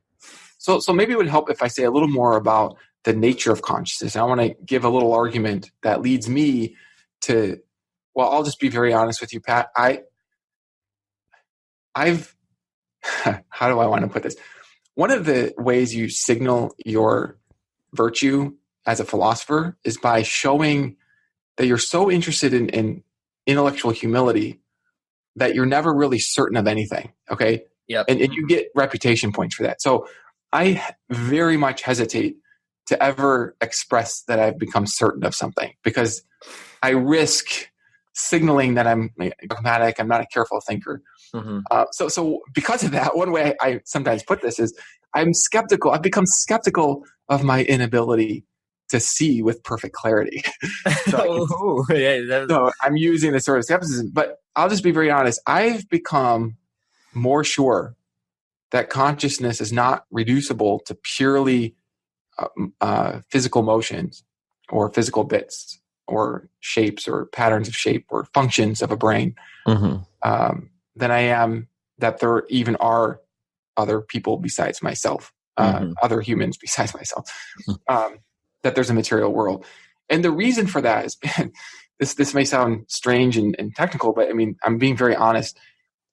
In order for me to believe that I'm not just in a matrix scenario where I'm hallucinating everything or machines are simulating my experiences, I have to have some kind of best explanation of my experiences. And it's near certain that I'm not in the matrix right now, but it's not as certain as that I'm having thoughts. Mm-hmm. So my ability to know that I'm having thoughts is stronger than my ability to know that there's a material world outside of me. And from here, I can then think about, okay, well, what is the nature of my thought? And I can just entertain a thought and I can focus on it and I can inspect its properties. I can see, okay, this thought has a feature of being about things. Mm-hmm. The thought that bunnies are, I don't know, bunnies exist is about bunnies, right? This thought has the property of some thoughts are true, or this is the kind of thing that could be true, right? So I'm just focusing in and I'm seeing with crystal clarity this element within my own mind, okay? Mm-hmm. Now here's what I'm not doing. I'm not seeing with crystal clarity any physical elements within my brain. Mm-hmm. I'm not doing that when I'm looking at the elements within my mind. If I were looking at, let's say, a axon firing in my brain, if I were seeing that with crystal clarity, I would be able to say, I could then report that. I could say, look, I'm seeing how many axons are firing and what they're doing. But that's not what I'm doing. And I know this with perfect clarity, Pat. Like I know with 100% certainty that I'm not seeing the axons in my mind, that I'm not able to tell you how many axons are firing or what their pattern is, but that I am seeing thoughts and I'm able to tell you about those. Now, here's the thing. Here's an inference that's maybe a bit subtle and it takes some straining to see it, but once you see it, you just see it, which is that if A is B, A and B are the same thing. Let me use an example. If the heads of a coin is the same as the tails of a coin, okay, those sides are the same side, okay, then if you see heads, you see the tails. Mm-hmm. And if you see the tails, you see the heads. Because by this rule of identity, if A is B, whatever's true of A is true of B. So if it's true of A that you see A, then it's true of B that you see. I like that presentation. That's nice. Okay. Mm-hmm. Now I'm using the coin with the two sides because I'm illustrating that you can have one thing with different features, right? The coin is one thing, but has different sides. Okay? The sides aren't the same as each other. So you are one thing, Pat. You're one being, but you have different features, different sides to you. Okay. Mm-hmm. And one of your sides is this mental, conscious, first-person side of you. Yep. Another side of you is this material, physical, brain side of you. Now, if you're able to see what you're thinking without thereby seeing a physical part of your brain, then it's like you're seeing the heads without seeing the tails, and that's enough to prove that the heads is not the tails. That A does not in fact equal B. Yes. So let me just try and from another. So if we're saying Leibniz law, right? That's what this is, right? That if A equals B, if they are identical, then whatever is true of A must also be true of B, including certain conceivable scenarios. Correct? Yes. So what we're saying, if consciousness just is my brain, then whatever I can conceive of consciousness, I should also just be able to conceive of my brain. But I can, for example, conceive of me existing as a disembodied soul. That doesn't seem incoherent at all. And in fact, I think we might even be able to point to things like near-death experience to show that that's not. But the fact that I can even conceive it, even without the empirical justification, shows that these things are not, in fact, identical. That's what you're. I like your coin analogy because that's even more clear. But it's the same. So there's kind of a cluster of arguments, and you're pointing to the argument from conceivability, and you're anchoring it into the argument form that I've given here in terms of this law of identity. So that's nice. And so another angle, and I think it's helpful to present a few different angles because this is not conceptually easy.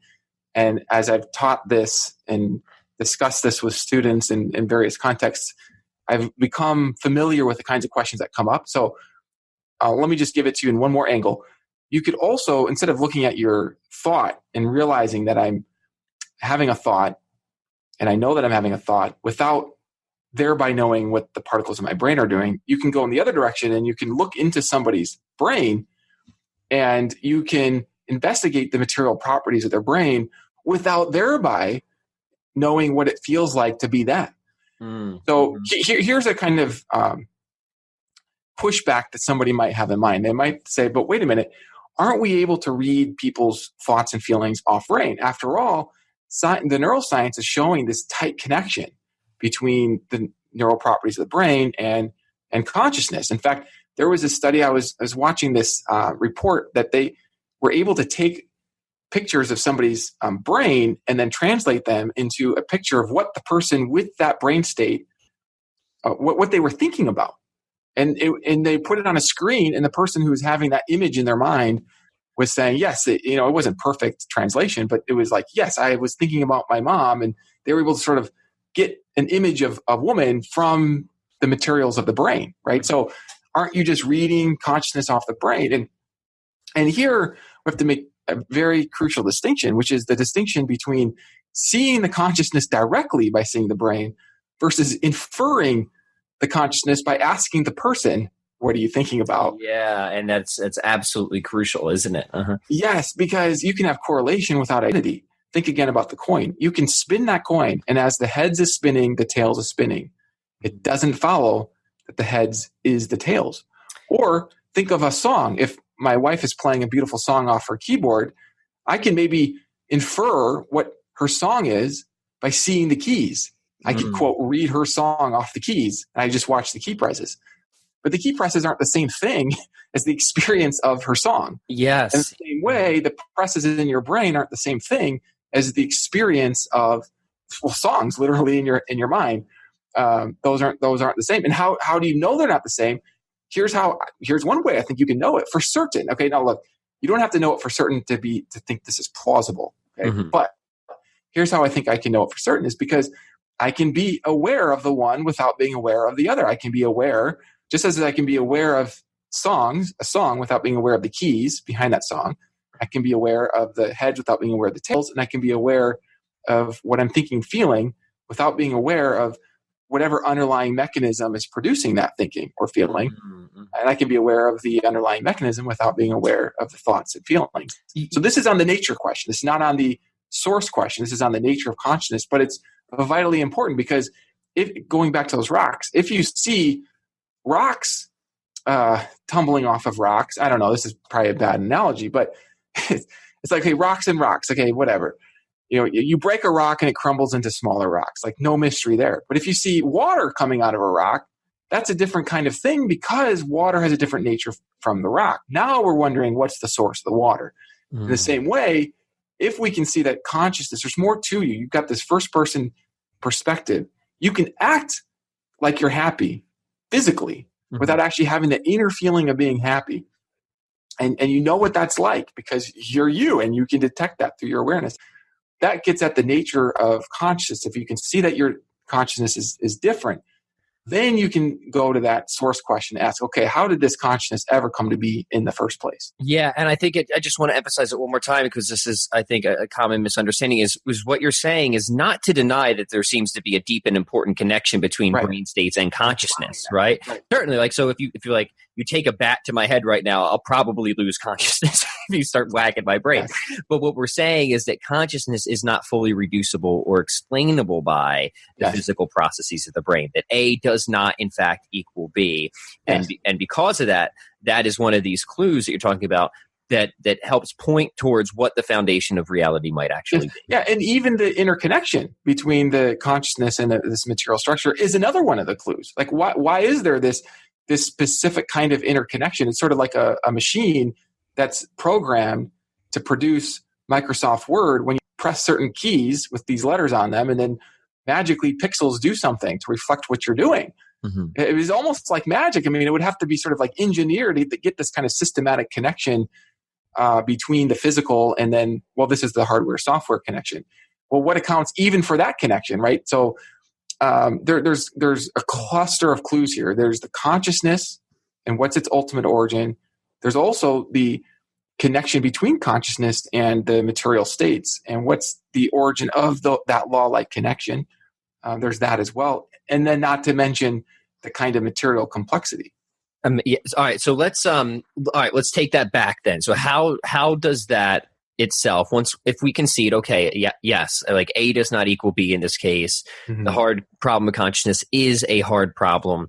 It seems that a physicalist, materialist account cannot adequately explain the existence of consciousness. How does that lead us? What does that tell us about the foundation of reality? Okay. So suppose you were given a project, and your project was to go out into a desert and take the materials in that desert and produce a self-aware, conscious being.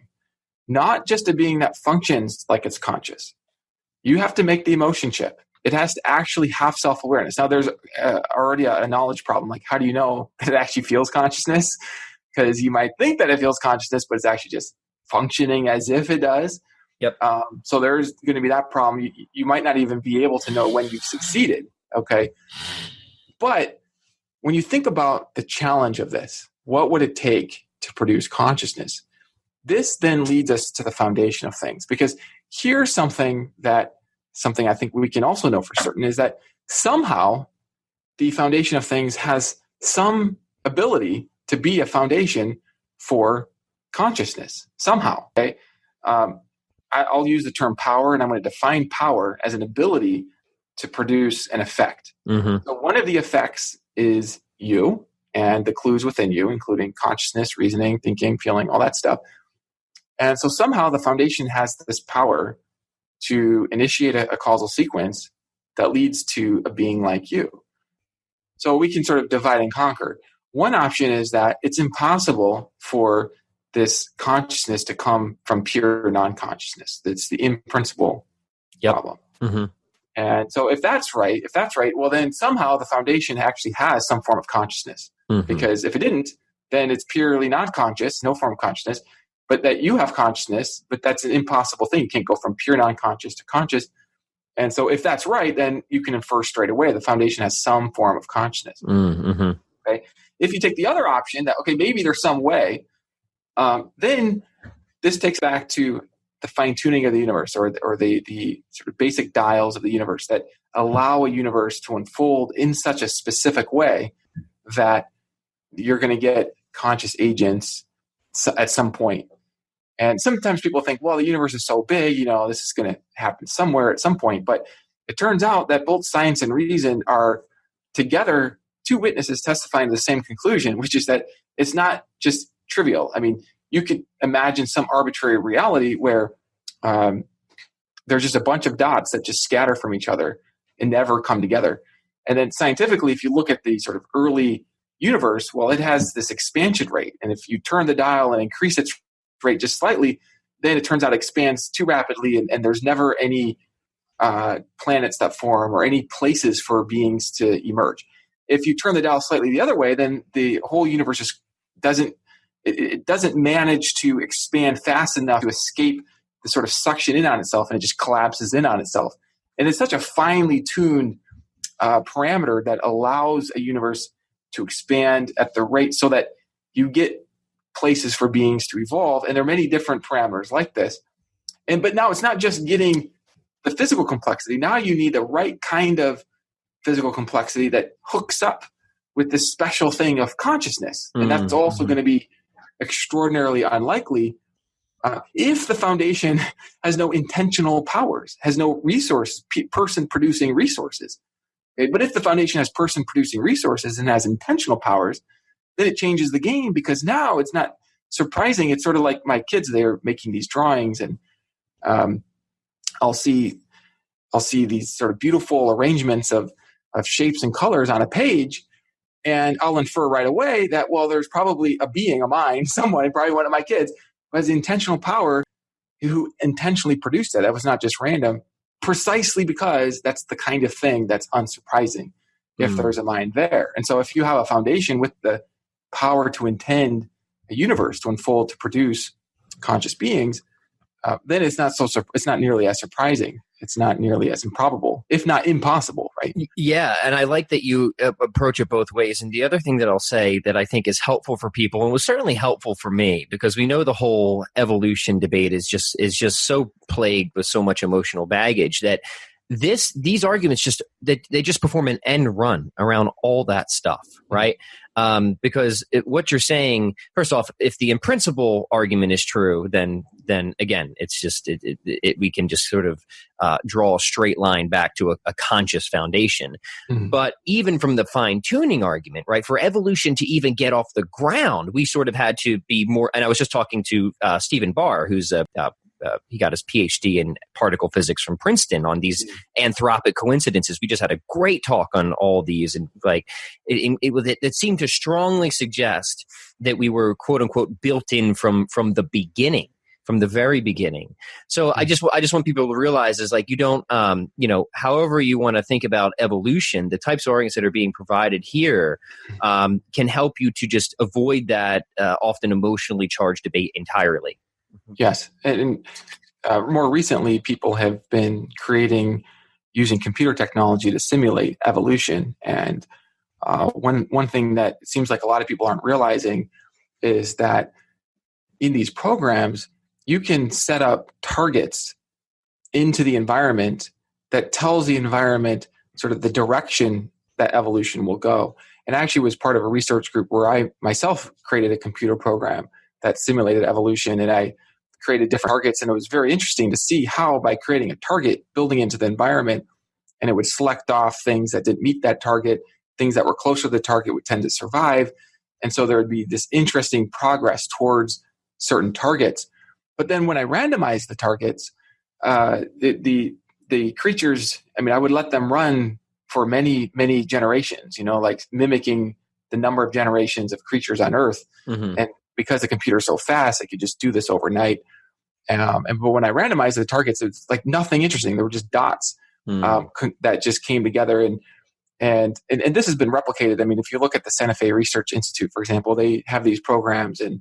And so this isn't questioning evolution. This is just really getting to a deeper explanation of the kind of world in which evolution is going to reach interesting targets. And that's not trivial. It's not trivial that evolution reaches a target with self-repairing technologies, with technologies greater than anything that we've been able to design explicitly or through our own evolutionary programs, where we're trying to, find solutions to things and making simulations and trying to create technologies.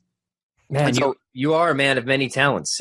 So this is something that, boy, I really just want to say this because it's in the popular culture. There's almost this kind of war, like for against evolution, but the academics, we're not even like talking about that. We're not talking about for or against. We're talking about what's the deeper explanation of the target. So what's explaining the kind of environment where, the evolution has just changed over time, sort of in the broadest sense. And let's just assume the whole story, right? That everybody is connected biologically from an original form, which came from materials, let's say.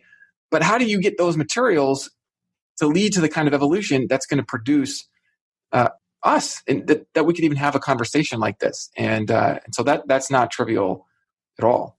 And not only have a conversation like this, but it seems to have a conversation where we are reasoning as well. So I do want to. We don't have to hit all of these because I want to make sure people explore them. I want to add one more point here, and this is not an argument from what we don't know. Mm-hmm. This isn't like a God of the gap sort of argument, like, well, we don't know how to explain this, therefore.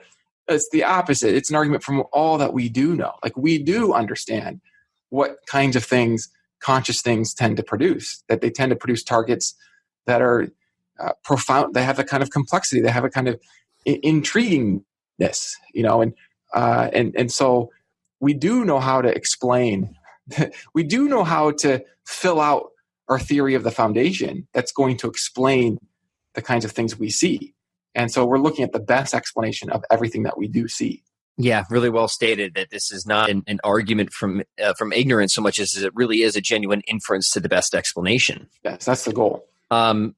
Anything else you want to say about consciousness? Because then reason, or you know what, you pick the next one. What do you think is, if you were to take one about reason, if we were going to take one more to really try and even more firmly establish that whatever this foundation is it's a mind or something mind-like, you think it's reason? That's the one we should take? Yeah, let's talk about reason, because this is one that is rarely discussed. And so I think this is kind of special because it's rare. And yet it's so powerful. In fact, it's one of these things where, like, the more that I think about it, the more that I've done my work on arguments from contingency and looking at the foundation of things. And because I've been focusing on that, I've myself focused less on reason. But more recently, and this comes out of my book, I have the whole chapter on the foundation of reason. And the more that I look at just what is reason, it's another one of those things that's so familiar that it's like, you don't know that it's that significant. Yeah. So there's two sides of this. One side is our ability to reason. And I'm going to leave that to the side. Let's lump that into the category of consciousness, just one more aspect of us. But the other is the principles of reason themselves. What is logic? Mm-hmm. What is that? Now, here's an observation. Whatever logic is, it doesn't seem to depend on me. Mm-hmm. So people were taking logic exams before I was born, right? Mm-hmm. So whatever it is, it doesn't depend on my own thinking about it. Because you might think, well, maybe logic is just your own thoughts of logic. But here's the problem with that. I can have true thoughts of logic and false thoughts of logic. What's the difference between a true thought and a false thought? Well, we opened with discussing the nature of truth. If truth is about matching with reality, then a true thought, so let's use an example. Let's say I think that if you put 2 people in a bus and you add 3 more, then you've got 1 person in the bus. Okay. That's just a thought I have. You might not like that thought. You might think that's kind of a silly thought, but that thought is not true because it fails to match with a reality. Okay. But now let's say that let's switch the case. If you put, let's say the bus is empty and we add 4 zebras into the bus, and then we add 7 more zebras in the bus. How many zebras do we have? We've got 11 zebras in the bus. Okay, now that thought... We've got a party is what we have. Yes. Now that thought, that would be an exciting bus, get in there. That thought is true, okay? That's a true thought. But so it's importantly different from the first thought. It's true. But what makes it true? Mm-hmm. Is it zebras? Is it the bus? There's no bus with that many zebras in it. So what makes it true? Well, it's corresponding to something. Well, it looks like it's corresponding to an abstract reality. Mm-hmm. That doesn't depend on my own thinking. That it was true before I thought about it. All right? That abstract reality was there before I had the true thought that corresponds to that abstract reality. And so what I'm doing is I'm actually arguing for what we might call reason permanence. This is like object permanence, where children learn object permanence. I've got a 10-month-old, and he's just last night he was starting to stand. So he's progressing in his abilities. And one of the things that he's been learning is object permanence. I saw him drop something and it got outside of his view, and he kept reaching for it. Even though it wasn't in his view, he just imagined it was still there, right? Mm-hmm. And one of the arguments for object permanence, or one of the ways that maybe we come to believe in object permanence, is that it's the best explanation of our experiences with those objects. Mm-hmm. And there's a similar argument with respect to reason permanence. Reason is not like the light in the refrigerator, that it just like goes out every time you close the refrigerator. And then when you open up the refrigerator, then reason comes back into existence. I'm borrowing this metaphor from one of my friends who shared this metaphor with me. Reason instead is like the object that is permanent, and the best explanation for reason permanence is that it best explains our experiences with reason itself. So when you and I are reasoning well, we're reasoning well precisely because our minds are corresponding with these, I want to call them perfect principles of reason. Yeah. Mm-hmm. So these things exist, but then what are they, right? Like, is it particles? Is it like, I don't know, there's a bunch of snow, and that's what the law of non-contradiction is. It's that snow. And if that snow melts... There it is. Yep, it's gone. Yeah. The law of non-contradiction is gone, right? The problem with that is that law of non-contradiction seems to have a kind of permanence that no mere pattern of particles has. Mm-hmm. And so it looks like it can't be just the same thing as a pattern of particles. I think this is what Rosenberg, you mentioned, might be thinking. I haven't really studied his work as much, but I remember seeing a debate where it seemed like he was seeing this sort of thing, and he was eliminating things that couldn't be reduced to material things. Mm-hmm. And I think he's right that we can't really reduce logic or consciousness or other things like this to particles. Pattern particles. Because you could imagine all the particles would go out of existence, but the law of non-contradiction would yet still be there, correct? Yes, the law of non-contradiction has a kind of necessity to it. Mm-hmm. In fact, it's one of the developments of the logical possibility of necessity is that necessities are themselves necessary. Mm-hmm. And so, and if something is necessary, then it's true. And if something's true, then it's real. So if it's necessarily necessary, then it's necessarily real. Mm-hmm. This is one of that's some of that exotic cat logic we were talking about. Yes. So you can you can put this in the links, but I've got a peer-reviewed article on this where I make the case for the necessary existence of necessary truths. Let me hold on. I want to put a link down so I don't forget that. One more time, the title of it? The title is, I think it's From Necessary Truth to Necessary Existence. Okay, got it. Awesome. Yes, continue. Yeah, so there's a cluster of arguments here that all point in the same direction, which is already a clue. If all the clues are kind of pointing in the same direction, that's evidence for something. And what it's evidence for is that reason transcends our own thinking. It exists in a permanent way. One of the arguments for this, based on the correspondence theory of truth, that you can have true logical thoughts and false logical thoughts And what makes the difference between them is that the true logical thoughts are actually corresponding to a logical reality that existed even before you were thinking about it. And then another argument is that it best explains our experience with logic in our own minds, just like there's object permanence, there's reason permanence. And then the argument for not reducing it to patterns of particles is that patterns of particles don't have that same permanence. What does have that same permanence is the ultimate foundation of things. It has that self-existence. It exists in that robust way. It's permanent. That's how it can exist without depending on something else. Whatever isn't permanent, whatever comes to be, depends on something else. The foundation doesn't come to be, so it is it's independent, so it doesn't come to be, so it's perfect, not perfect, permanent. And so, what explains the permanence of logic? Well, here's a theory: logic exists in the nature of the permanent foundation. So because we can see that something like the law of non-contradiction seems to be necessary, it fits very snugly in the concept of something like a necessarily existing mind, for example. Yes, yes, it fits in there. I mean, you could almost just define the foundation as the totality of the necessary self-existent reality, whatever it is. And so then on that broad definition, everything that is going to have a necessity to it will in some way be in the foundation. Okay. And we can think about it, what that inness is, but it's somehow included in the foundation. And I think the best account for how laws of logic connect to the foundation is that they're just part of its nature. So all right, maybe somebody is going right along with this and they're saying, okay, all right, so maybe we've got a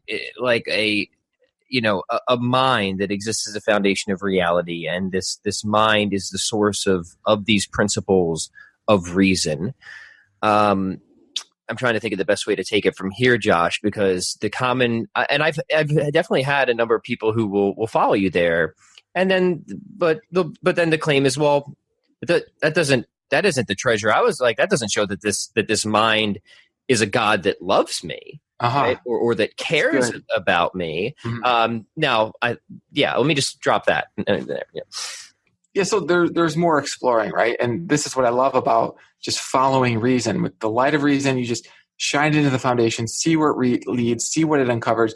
I mean, but first I want to emphasize the significance of this result here, because this does say something about the kind of world we're in. It's not just an accident, right? It's that under your feet is this mind that has these intentional powers aimed to produce beings like you. And so that's significant. Now you want to know.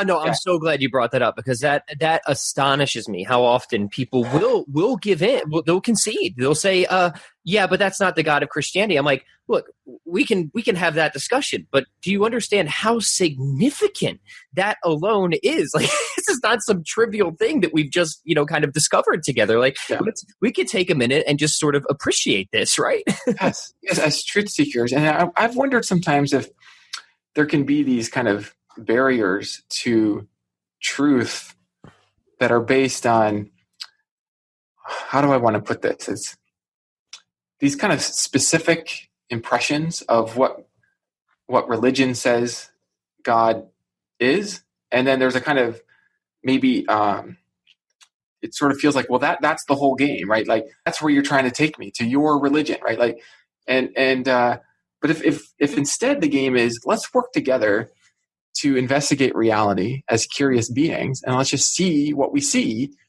then what I find is that, I mean, I don't know, this is controversial, but I mean, I think like everybody gets something wrong. So like every religion is sort of is a human attempt to understand the ultimate things, and we never get everything right. So we all have things to learn. And now, hear me out. I'm not saying that there aren't truths in religion. I mean, I think that God is the God of love, and He's entered into history, and there's treasures there. And I would call myself a Christian as well. And so we can talk about that. But the point is I feel like sometimes there are these stumbling blocks to seeing really important, good truths, because there's this almost like this word that, like, all you're really trying to do is get me over here. And it's like, Yeah. I actually, this is why starting off with, okay, what is my purpose? Like, really what I want to do is I want to inspire people along the lines of their purposes. So whatever truths, whatever is actually true that will inspire somebody along their purposes, then I've already succeeded. Like, I don't have to give them all the truths. Truths is like a set of keys, and not every key is good for everybody to have at every moment, right? So I really want to emphasize that, because I feel like people will miss the sight of these good truths about the foundation. It's such a good point. And, especially reflecting back on my own path, it was really kind of exploring these keys, if you will, and trying to uncover these truths as best as I could. And then seeing, well, this just seems to really match up with a particular religion and religious conception with God. So it was kind of through that actually brought me to Christianity, not starting at Christianity and then trying to work my philosophy from there. I don't think that that's invalid necessarily, but I can to reaffirm the point that you just made is we can just we can bracket that off from one now and just keep exploring. And I think the kind of critical one, if we just hit one more, is love. I think it has to be. And I think all the other ones are worth exploring too. Yes. But if we can give the basis, if we can see that love is found in this foundation, or this foundation is loving, I think that tells us a tremendous, I think that really gives us, because, okay, I'll admit, like, maybe it's a reasonable deistic God in a sense, and that's hugely significant, but it's not as much of a treasure if he doesn't love me. You know what I mean? Yes. So help us with that if you think it can be done. So what I see is many pointers to that. And I'll give one quickly. And it has to do with shaving off arbitrary, unexplained limits. So the idea is, if you're going to have a theory of the world, you want the simplest theory that explains the data, right? This is how science works. What's the simplest theory that explains the data? Well, if the foundation is simply perfect, then it doesn't have these arbitrary, unexplained limits. It doesn't have some degree of power, maybe to produce 20 turtles, but not 21 turtles. Okay. But instead it has supreme power. And it has also, because if it's a mind, then it has some value, because minds have at least some value because they have the power to think, and that's valuable. They have the power to produce valuable things. But how much value does it have? Well, the simplest theory is that it's supreme in its value. That is to say, it is completely perfect. Now, from its perfection, we can actually deduce its goodness, because if it were instead bad, okay, and supreme in power and knowledge, but it were bad, then it wouldn't be just perfect. It would instead have a kind of imperfection, which then gives it a kind of limit to its total value.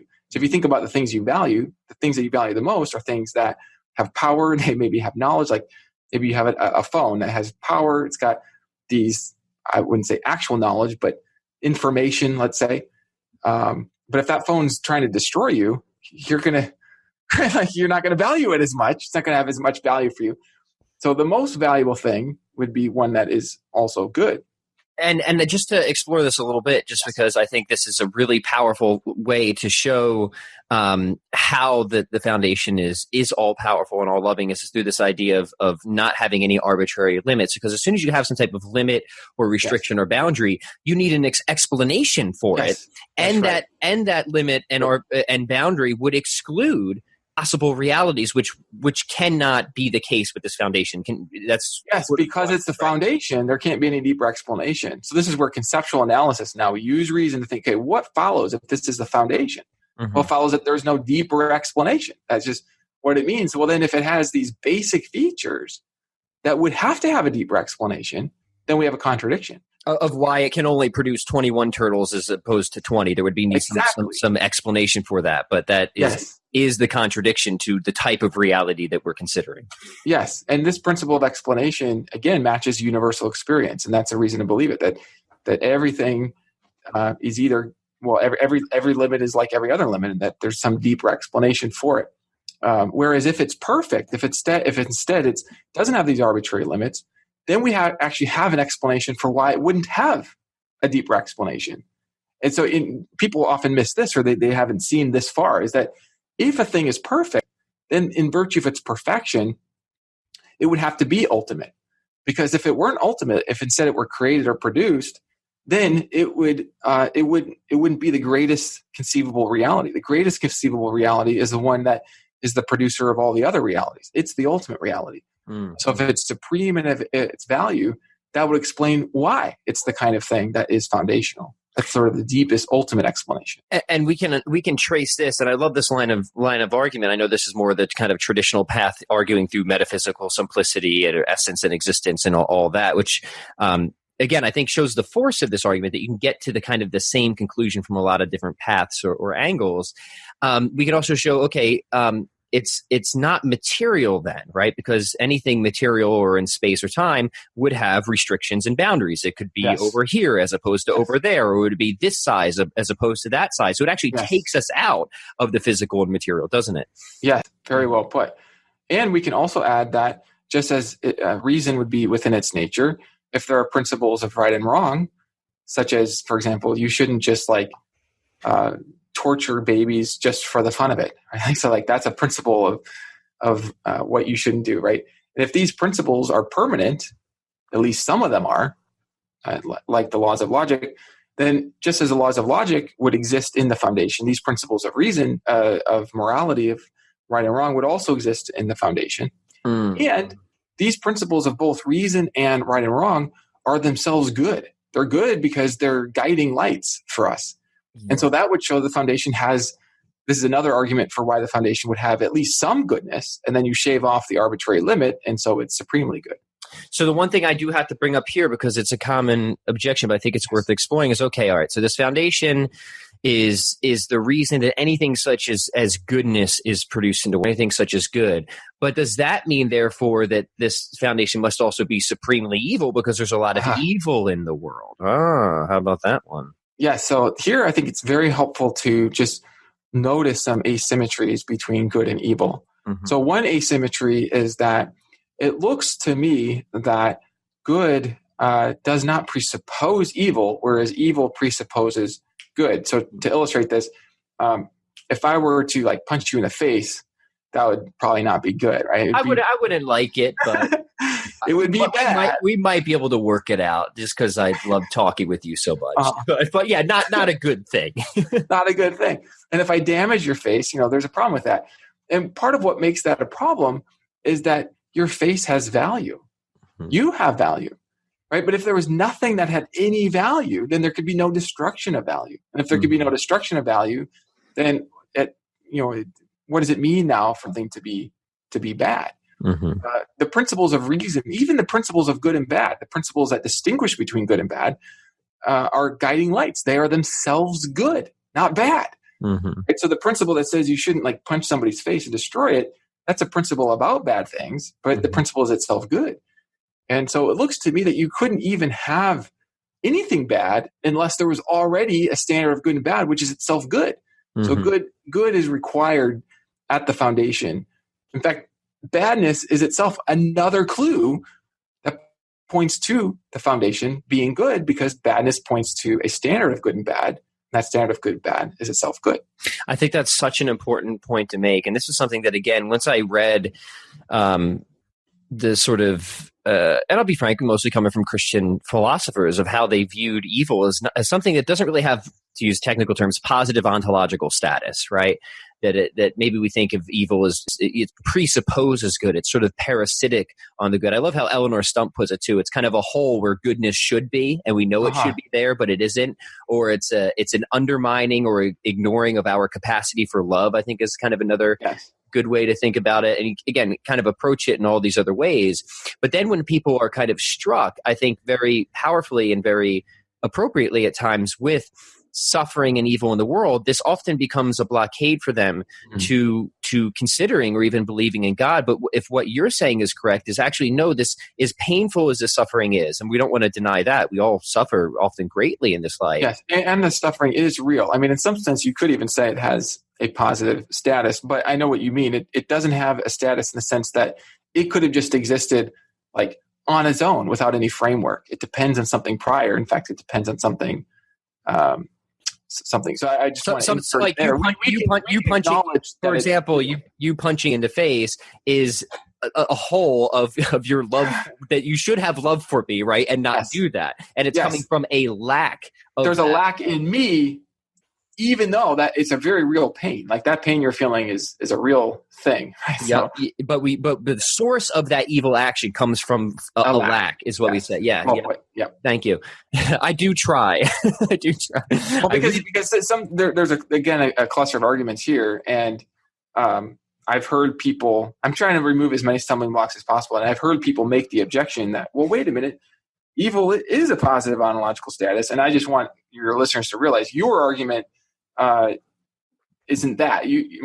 This is a terminology issue. What you're saying is that wherever there's evil, there's going to be a lack, and it's going to be a lack of something that's good. That should otherwise be there. I'm not denying that people get punched in the face and that it hurts. That is a real thing. But to draw it back to your point, is you're saying evil itself and suffering itself is actually a clue to God.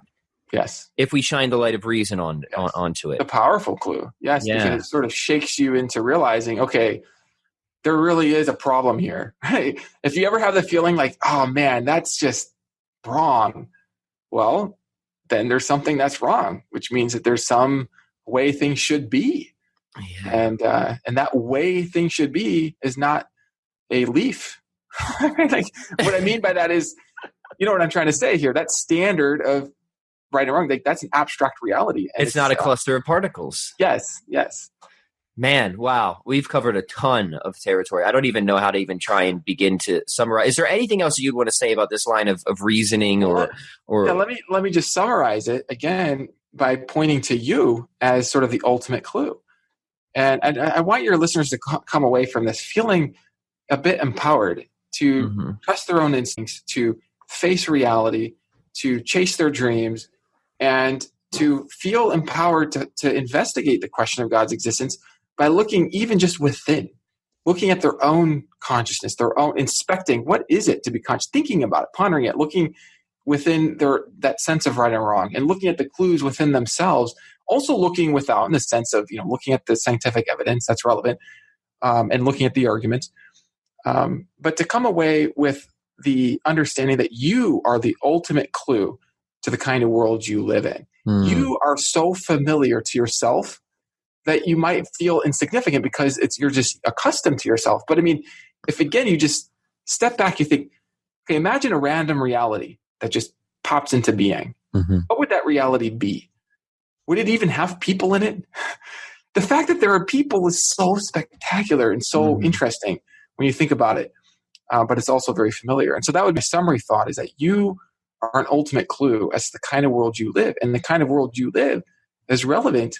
The kind of world you live in is relevant to the kind of life you'll build. Yeah. This is why truth matters. Yeah, that's incredibly well put. So we're going to have to continue this conversation sooner rather than later. But in the meantime, please tell us about your upcoming book. By the time this episode drops, it'll probably be released or just about released. We'll decide on that afterwards. But how reason can lead to God? Yes. Tell us what this is all about. Tell us what the mission is. And I'm gonna snag a number of copies of this and make sure we do a giveaway as well. And I'll be sure that we post the details of that on the show notes. But obviously. Yes. If you enjoyed this, if you enjoyed this conversation, even 10%, just get the book, and if you win the giveaway, there's your Christmas present for next year for somebody.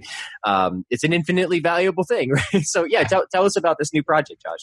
Yeah. So the purpose of this is to give people a bridge where it's step by step, where they can investigate the foundation of things. And I give my own story of me losing belief in God, and then me going on a search and the books I was reading, and I share what I discovered. And so there's steps that lead to this conclusion.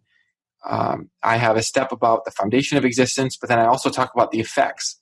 So I have foundation of mind, foundation of matter, foundation of morals, foundation of reason. And I talk about the implications of these things. And I build a theory. If you believe in God already, this book helps to fill out the nature of God and helps to clarify how reason can reveal the nature of God. And if you don't believe in God, then this book is honoring to you. It doesn't treat you as unreasonable. It treats you as a special being who's courageous enough to face reality and follow truth where it leads. And so it's a bridge of reason. Then Also, I've added some sections, actually 2 chapters, on obstacles to the conclusion. And these obstacles include the problems of evil, questions about heaven and hell, questions about other religions and the plurality of religions. And what I do is I just use the light of reason. I think some readers might be surprised by what they see there, and some of the options and some of the things that I say there in terms of how I've wrestled with those questions and some of the things that I've come to, some of the conclusions that I see that are very helpful for navigating those. This isn't sort of a Sunday school book. I mean, this is a book by a philosopher for truth seekers. And so that's what it's about. And I'm obviously going to give it my heaviest and fullest endorsement. And like I said, I'm going to snag 5 copies of this book, and we're going to give them away. So I'll head over to chroniclesofstrength.com for the details on the giveaway. But in the meantime, secure yourself a copy anyways. Josh, where will be the best places for people to get a copy of this book when it's released? Okay. So if you go to bridgeofreason.com, that's sort of easy to remember, bridgeofreason.com, you can see a link to get the book. Or you can go to my website, joshualrasmussen.com, and that will also give you a link to the book. Josh, thanks so much. I think I know we broke the record of my longest podcast last time. I think we may have done it again. It's too fun. I mean, it's too fun, man. I feel like we just started. There's just so much more we could talk about. I know. I want to keep going. I'm trying not to, waste your entire day trying to educate me here. So I deeply appreciate it, my friend. And let's do this again soon. Me too.